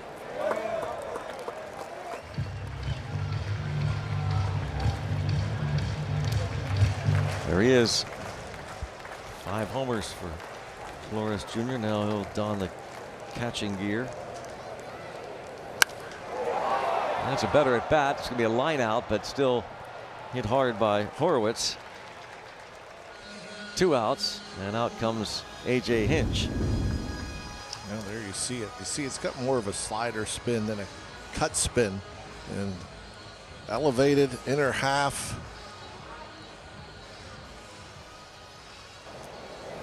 Not many balls end up in that second deck in left field. 422 on a pinch hit home run. Lefty coming on, or coming back. Pirates trail by 1. And Lau steps to the plate. Let's take you back to yesterday, where he took time to spend with some special kids, as part of his Lau's Legends program. And members of the Brookline 10 youth baseball team, who are also members of the Pirates Nike RBI program, were in the dugout to enjoy the sights and sounds of batting practice. Lau has hosted several youth baseball and softball teams this season, where each player also receives a custom Pirates Lau's Legends t-shirt. Did you get one? No, I didn't get one. Nope. No? All right, work on that. Please. Yeah. All 1 on Lau. Start school later in September and get a t-shirt. Okay, that's it. On the list. Yep. We saw Summers the other night, and he did face Brandon Lau. Lau grounded out in that at bat.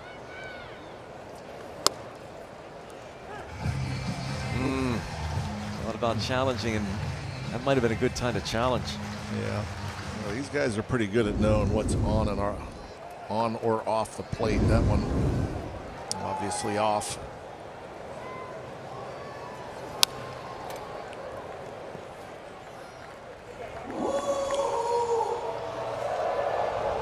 Lefties actually hit just a little bit better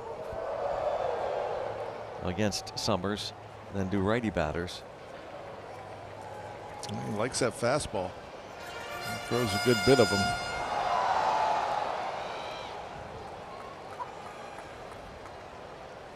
Pretty good slider to go with it. More of like a sweeping breaking ball. Looks like he's going upstairs. Getting ready again. Kyle Finnegan.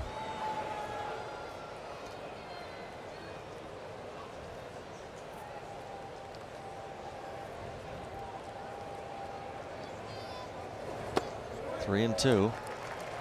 Summers got Lau to ground out. Then he faced Rafael Flores, struck him out, and then he had a 1-2-3 8th. Then he retired Jake Mangum on a ground ball, struck out Nick York and Henry Davis. Faced 5 batters, retired each.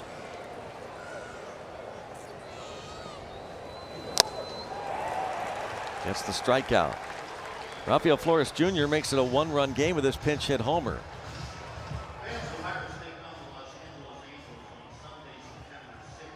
Presented by UPMC, the official healthcare provider of sports coverage on SMP. Rafael Flores Jr. with the pinch hit home run and stays in the game now to catch. Valley numbers for Luke Weaver, 46th appearance. ERA at just 2.30, 48 punch outs in 47 innings, holding opponents to just a 179 batting average. Pirates have acquired catcher Christian Bethencourt from the Yankees in exchange for cash considerations, and is expected to join the Pirates taxi squad. The team headed to Los Angeles after this game. He's 34 years old. 67 minor league games with the Cubs and Yankees this year. He's pitched, he's caught for a number of organizations. So they are going to have the veteran catcher slash first baseman Christian Bethencourt. We'll see what the Pirates plan to do. Bethencourt, who was with the Pirates in the minor leagues 5 years ago.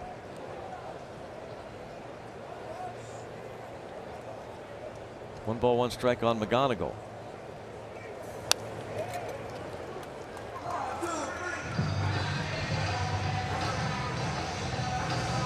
You can tell Luke Weaver wasn't happy with that pitch. He threw it down the middle. McGonigal wasn't happy with the swing as he was only able to foul it off.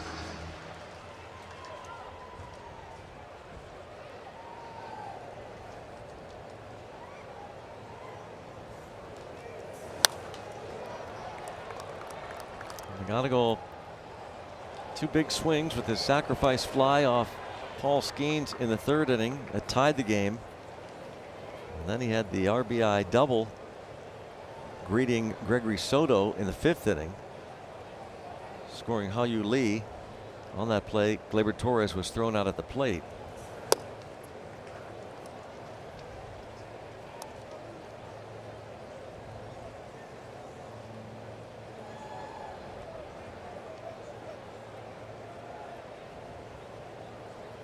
Two and two.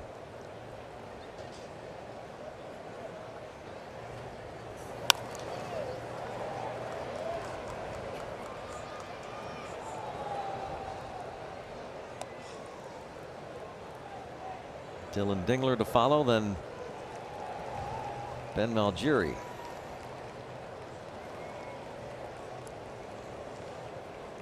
Luke Weaver gave up 3 runs on Saturday against the Red Sox in the 9th inning. And that's hit hard but foul. That's a pretty impressive swing there. That's up and in fastball. Might have been off the plate in. That's short and quick to the ball there.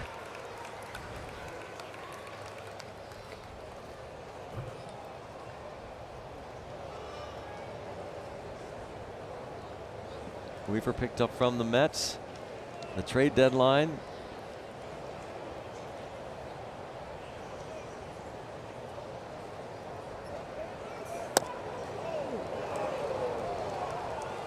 And now it's 3 and 2. Just a bit low.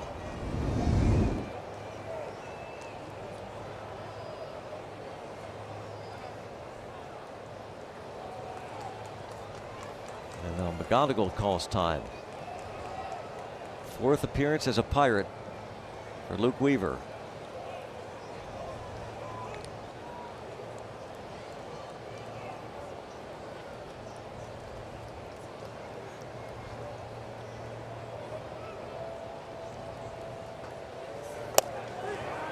Strikes him out looking.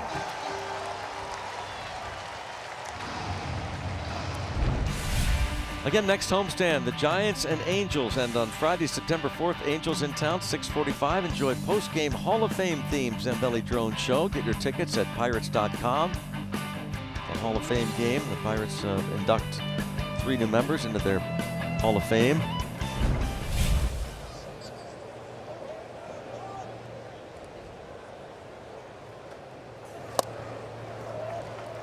Dylan Dingler, a swing and the miss.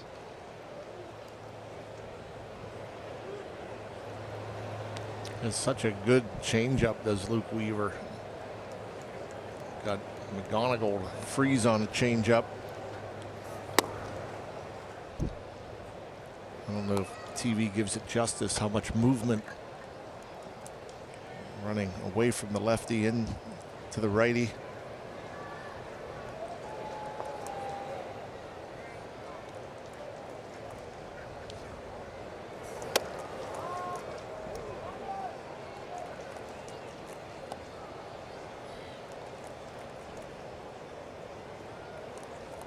Dingler 0 for 3.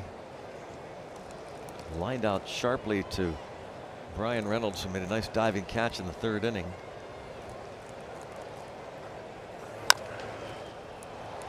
Hugging the line foul.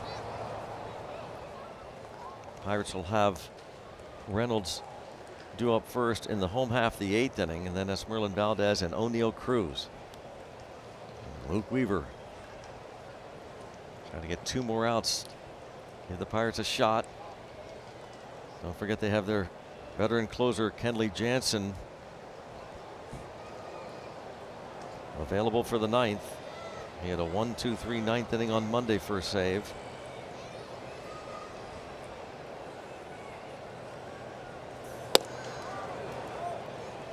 Three-two.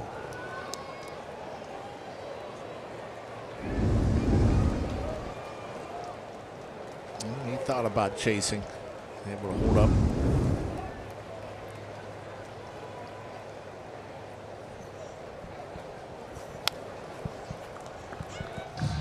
Change up, still 3 balls, 2 strikes. Weaver has walked 11 batters unintentionally in 48 innings.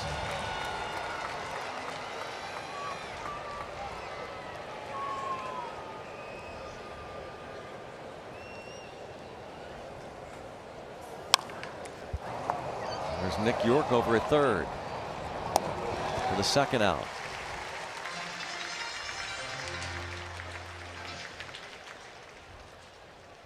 Strikeout looking, ground out to third for Luke Weaver, who faces Ben Malgiri. His first at bat was a pinch hit line out in the 6th against Gregory Soto.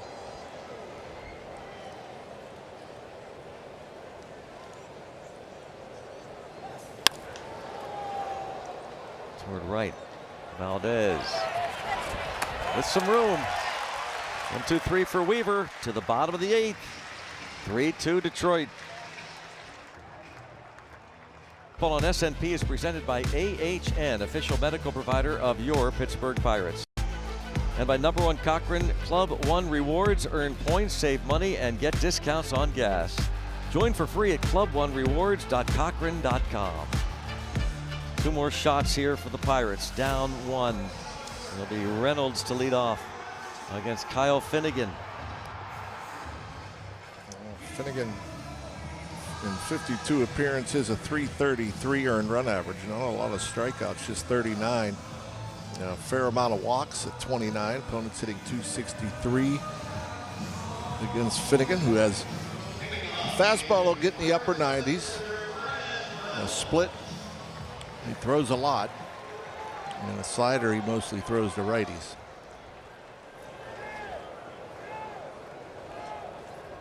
Reynolds takes ball 1. Broken bat single in the first inning for Reynolds. Reynolds flied out to the warning track the other way in the 3rd, grounded out in the 5th. His 3 at bats against the starter Jackson Jobe. Went 5 1/3, gave up 1 run on 4 hits, and Mason Montgomery, the day off tomorrow, is going to pitch the 9th.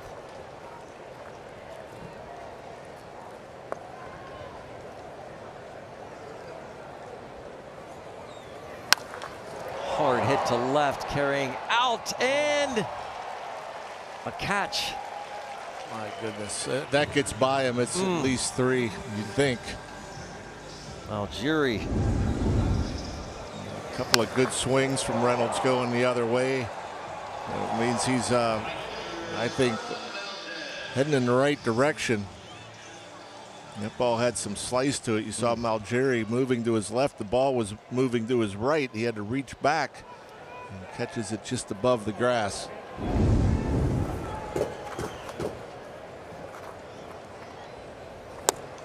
You know, that ball he hit to the track back in the 3rd inning. Reynolds, you know, he hit it pretty good, but he knows where he's playing. He put his head down right away. 2 frustrating at bats for him.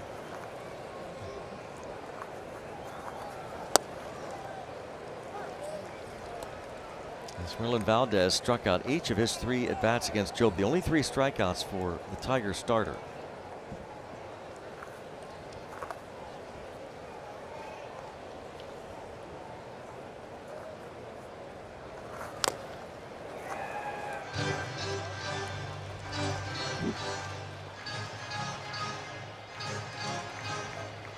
Finnegan was able to get Valdez to ground to the shortstop in the 7th inning on Monday, but Javi Baez booted it for an error.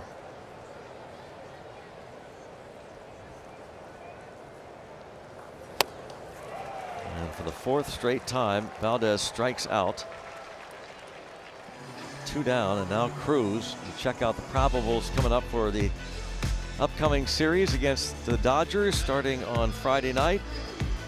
Bubba Chandler goes against Yoshi Yamamoto.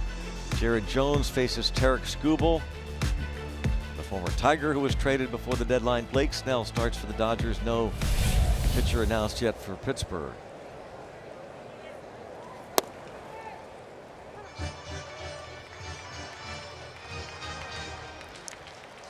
Jared Jones and Bubba Chandler.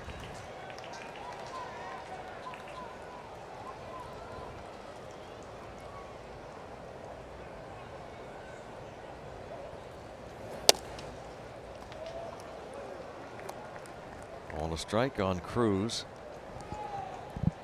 Facing Kyle Finnegan with 2 outs and nobody on.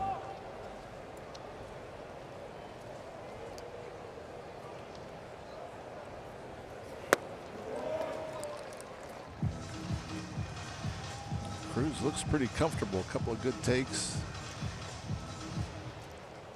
Looking for something he could drive.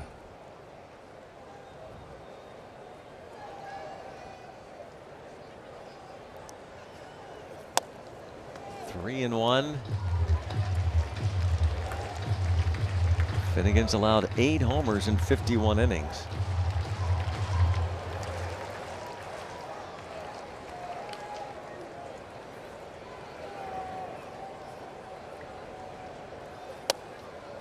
Walks him.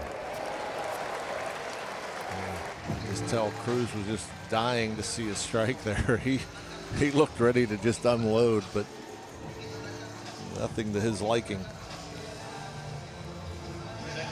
Here's Nick Gonzalez now.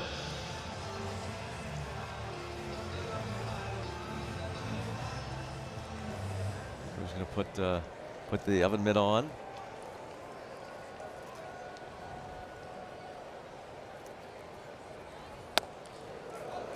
You know, that first offering, a pretty deliberate delivering to his catcher Finnegan. If he's that slow, Cruz could steal off of him easily.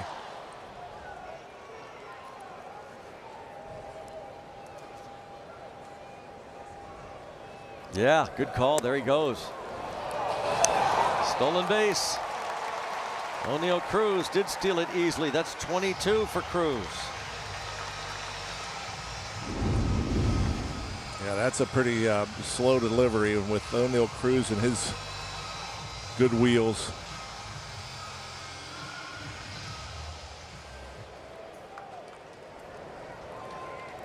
Not afraid to slide head first with that injured hand.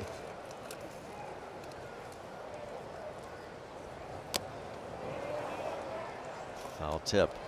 Bucko stole a base. Now you steal a deal. Scan on screen for $25 off at Valvoline Instant Oil Change. Need a big hit here from Nick Gonzalez. 2 hits already today. Takes. Nick York on deck.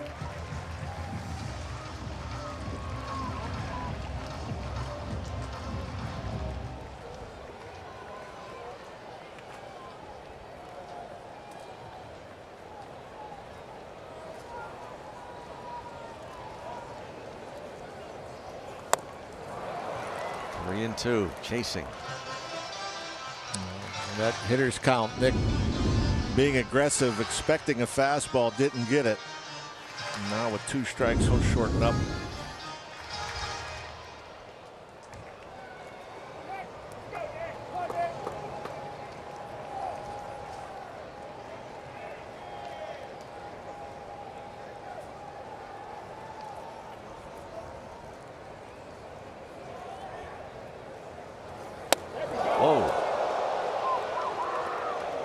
Gonzalez, of course, was hit by a pitch on that C-flap extension on Friday. Oh boy, yeah, right up near there again. See how late the reaction was. Here's Chris Fetter, the pitching coach for the Tigers. 2 on, and Nick York will be coming to the plate. Having struck out as a pinch hitter against the lefty Tyler Holton, he batted for Jacob Gonzalez.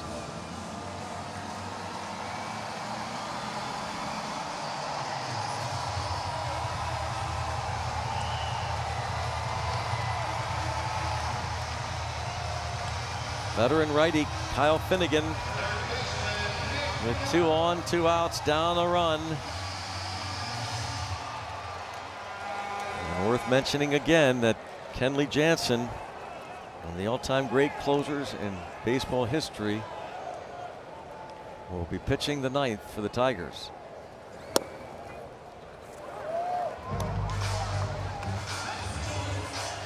Just waiting. He retired the Pirates easily on Monday night.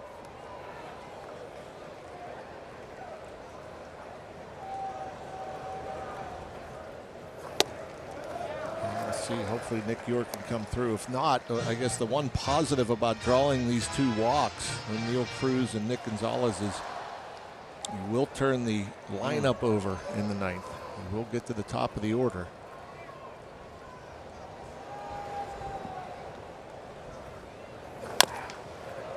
Tapper, and initially figured it would be foul, then decides it's going to be close enough. He took off.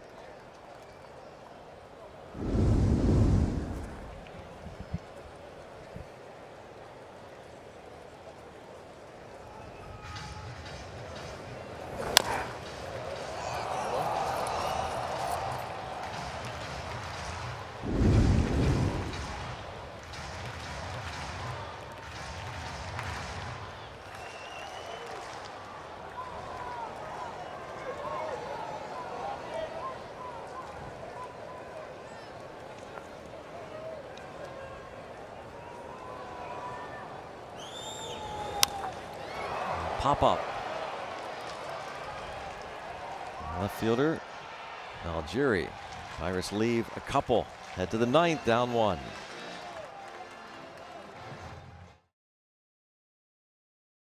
And Verlander hoping to return before the end of this season. Did announce that he is going to retire.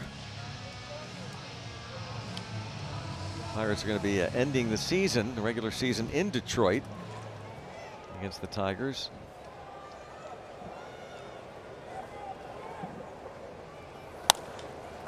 First pitch swinging Zach McKinstry against Mason Montgomery.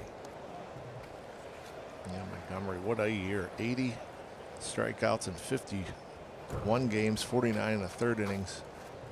Opponents hit at just 186.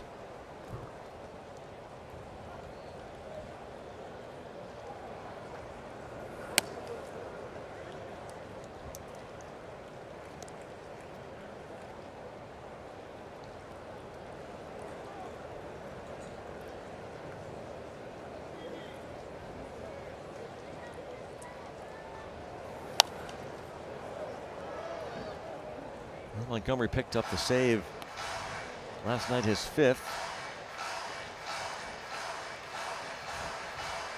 First man reached on an error and then struck out the next 2 before getting pinch hitter Hao-Yu Lee to ground out.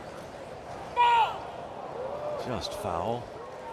In fact, Hao-Yu Lee pinch hit last night for this batter here, Zach McKinstry. Yeah, you see how far Nick York is off the line. There's been a couple foul balls now that way. You might want to move a little closer.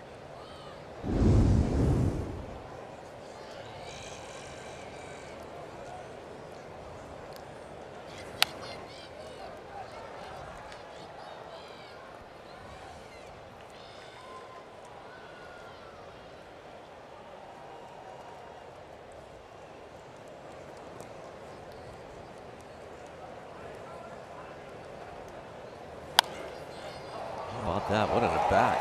Jeez. It's impressive. Veteran Zach McKinstry. Somehow, some way able to stay on this curveball. Yeah, that's probably why. Just kind of stayed up, didn't have much break to it.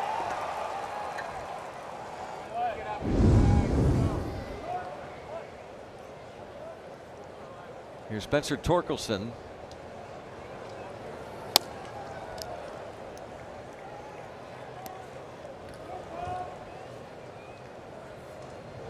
Down 1, 9th inning.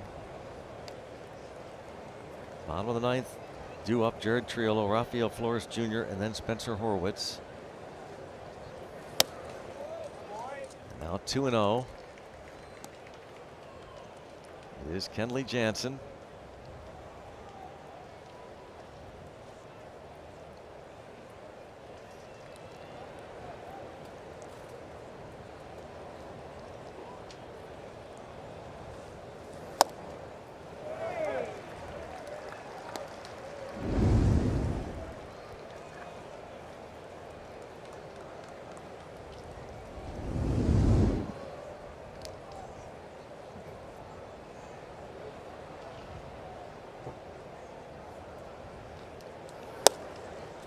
Two.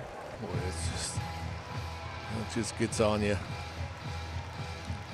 Now, they've been careful with the fastball to Torkelson in this series, and Montgomery not just coming right at him. I mean, fastball count 2-0-2-1. He can't get the bat off his shoulder. Runner goes.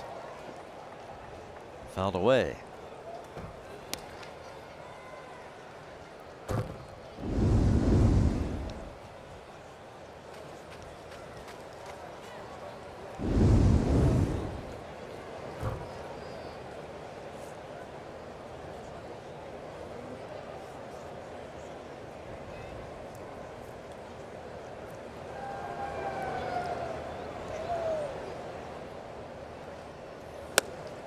Full count.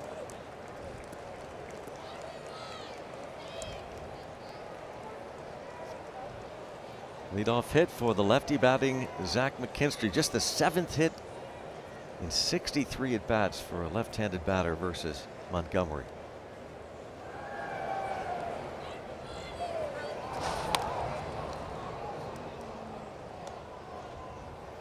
Skeen started for the Pirates today, 4 1/3, 3 runs. Pirates had taken a 1-0 lead in the first on a 2-out single from O'Neal Cruz. Tigers tied it in the 3rd inning. They scored 2 in the 5th, and the second throw over there for Montgomery. Kevin McGonigal delivered a sac fly in the 3rd off of Skeens after Hao-Yu Lee started the 3rd inning with a base hit.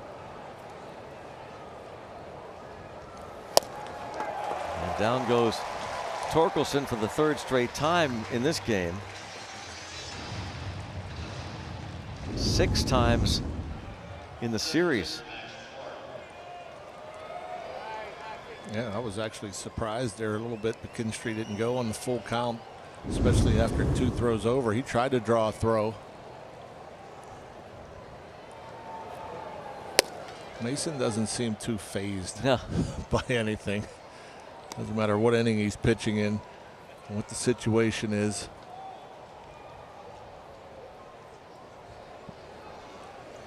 Now the new batter, so you get those 2 disengagements again available to you.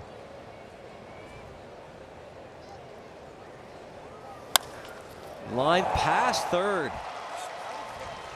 for Max Clark. It's incredible. Lefty's 6 for 62 against him coming in to this inning. It really is, and just able to shorten up and get the barrel to the fastball. And it's always the guys with the shorter, quicker swings that can collect it or catch up to that velocity.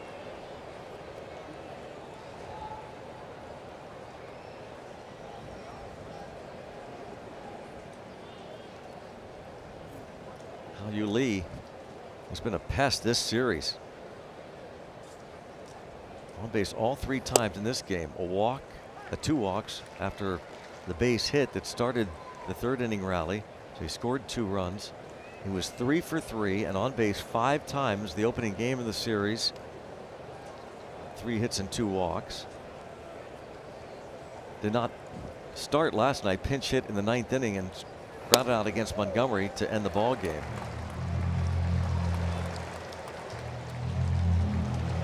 0-2.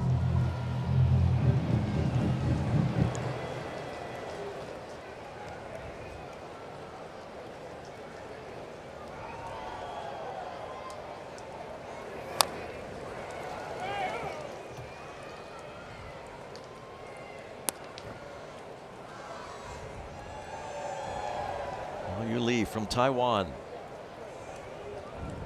With 2 on and 1 out. Signed originally by the Phillies back in 2021. Montgomery gets him.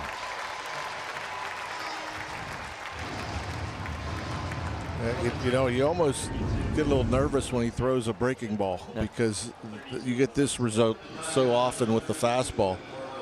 And some hitters, you think their only chances if you throw them a breaking ball in the zone.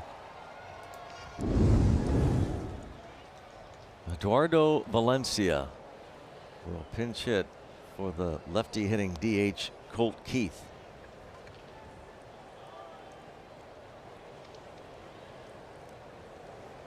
Valencia hit cleanup and caught last night.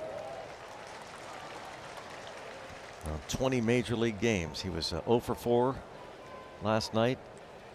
He faced Montgomery in the 9th inning and struck out. 2 on, 2 outs.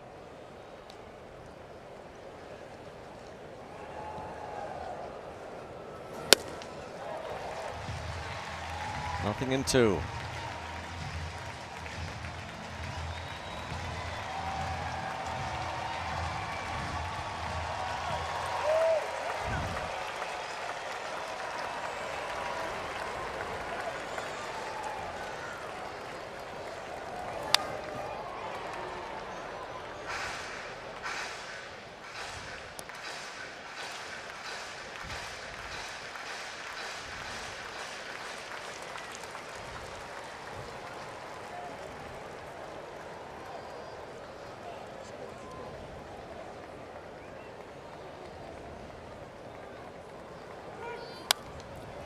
Still 0-2.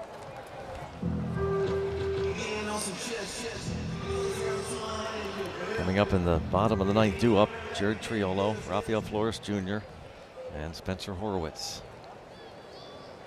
Kenley Jansen ready. You almost want righties against Jansen with that great cut fastball.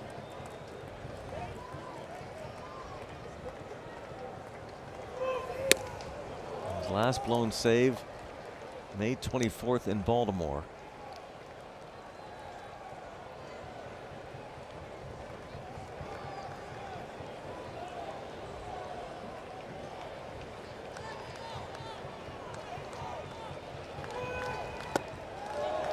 Go, no, snap throw to first is good in right field. If they don't score, they do advance.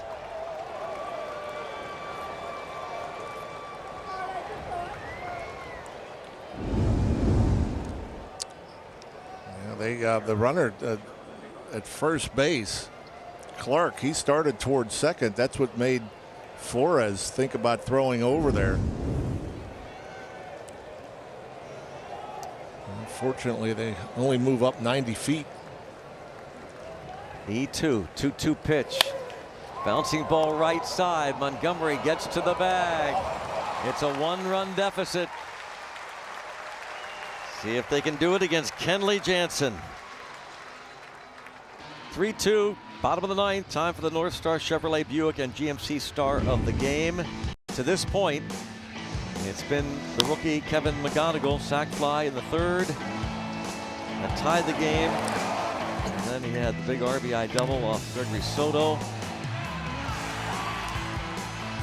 Made it 3-1. play there. Get that big out at the plate. That's why the Pirates just need one here in the ninth.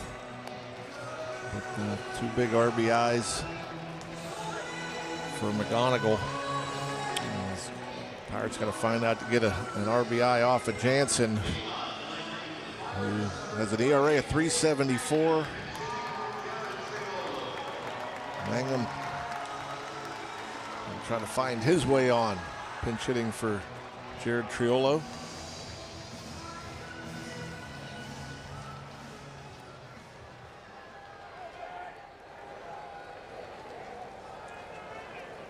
Third baseman way in. That's as close as we've seen a third baseman play against Mangum. Now you Lee. Yeah, that's taking it away. So you think about hitting it by him with less than 2 strikes. Jansen will make it tough though, because that cut fastball, everything's in on the hands. Hard to hit a ground ball the other way when everything's in. Strike. And he throws the backdoor cutter. I don't think it was on purpose. His catcher was set up and in.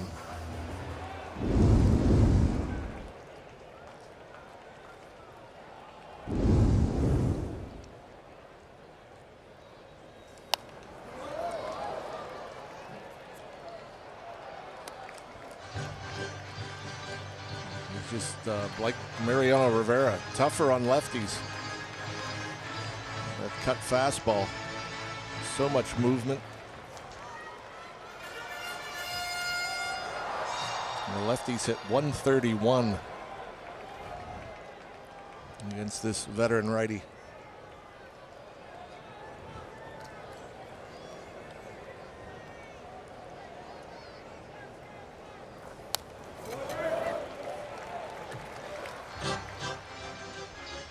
Mangum up there trying to find a way. Get on base. Create some mayhem.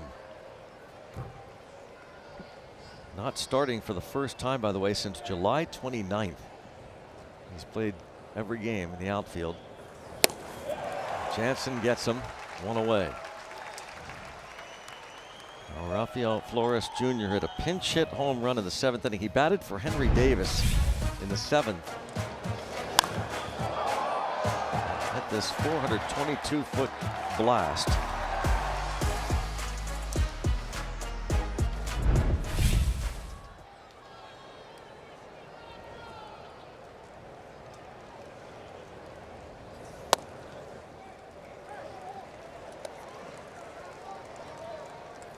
It's crazy to see a fastball move so much.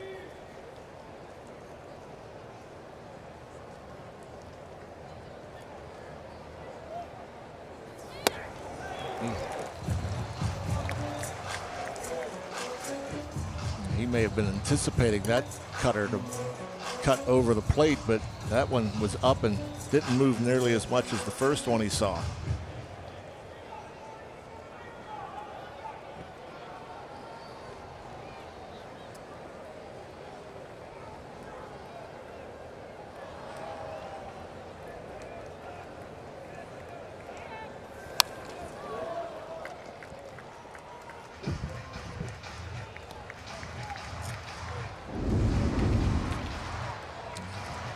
Pretty much one pitch. He'll throw a very rare slider. Maybe a 2-seamer here and there. To left field, if it's fair, it's a tie game. Oh my goodness! Clear the deck. RFJ.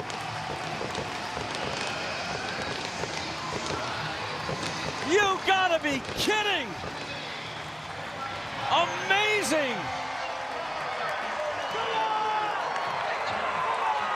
Rafael Flores Jr. has tied it!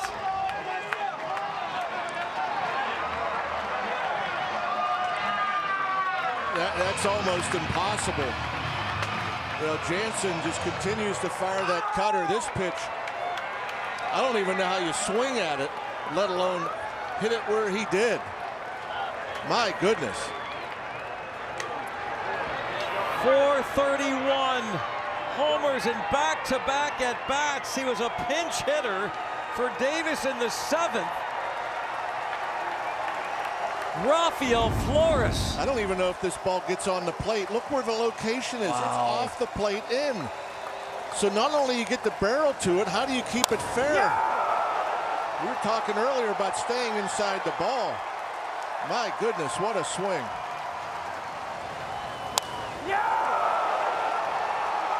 First one was 422. This one 431. A game-tying home run.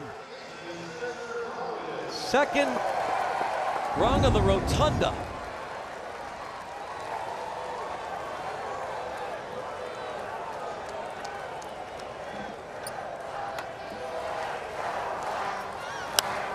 That is unbelievable. That is unbelievable. Unbelievable. I mean, that pitch, the way he throws that cutter, it almost had to start at him. It never got to the plate. And he hits it that far and that fair. Jeez.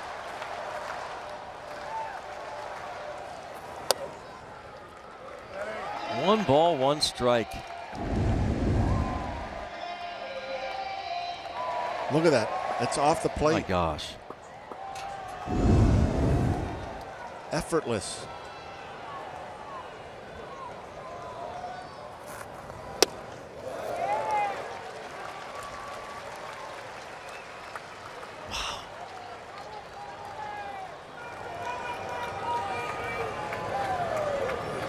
It's already his second 2-homer game, by the way. Just did it in Miami.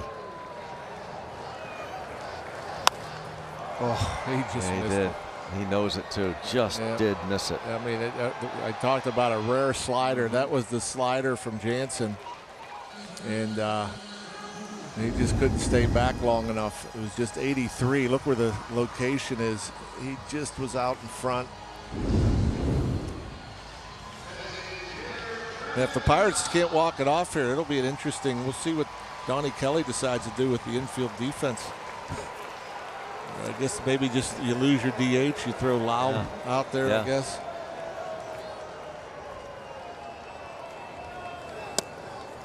Lau takes a strike. Lau is the designated hitter. Mangum pinch hit for Triolo. Or you move Spencer to second, maybe. Do that.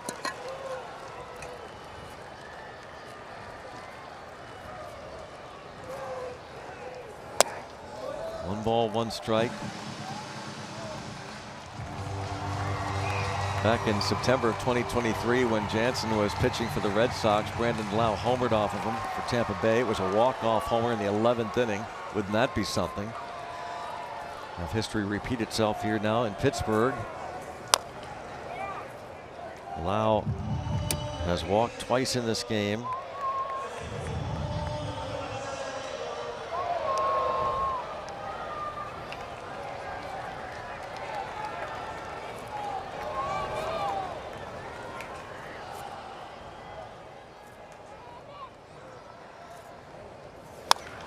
Drive to right field toward the foul pole, and it is gone!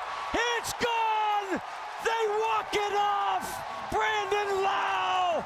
Oh my goodness! Best win of the year! Buccos win the series!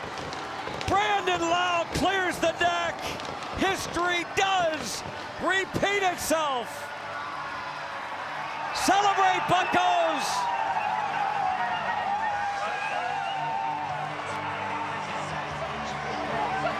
Wow, what an amazing win. What an amazing swing. Two swings here in the bottom of the 9th. Rafael Flores, an impossible pitch to hit. And I think Lau got that slider that Horowitz just missed. And I'm wondering if it had some backspin to it. I'm wondering if it started foul and came back. It looked like his reaction was he thought it was a foul. Lau never left home plate. The thing was in the air forever. Nope, that's the cut fastball. Look at this. Right off the foul pole. How about that? So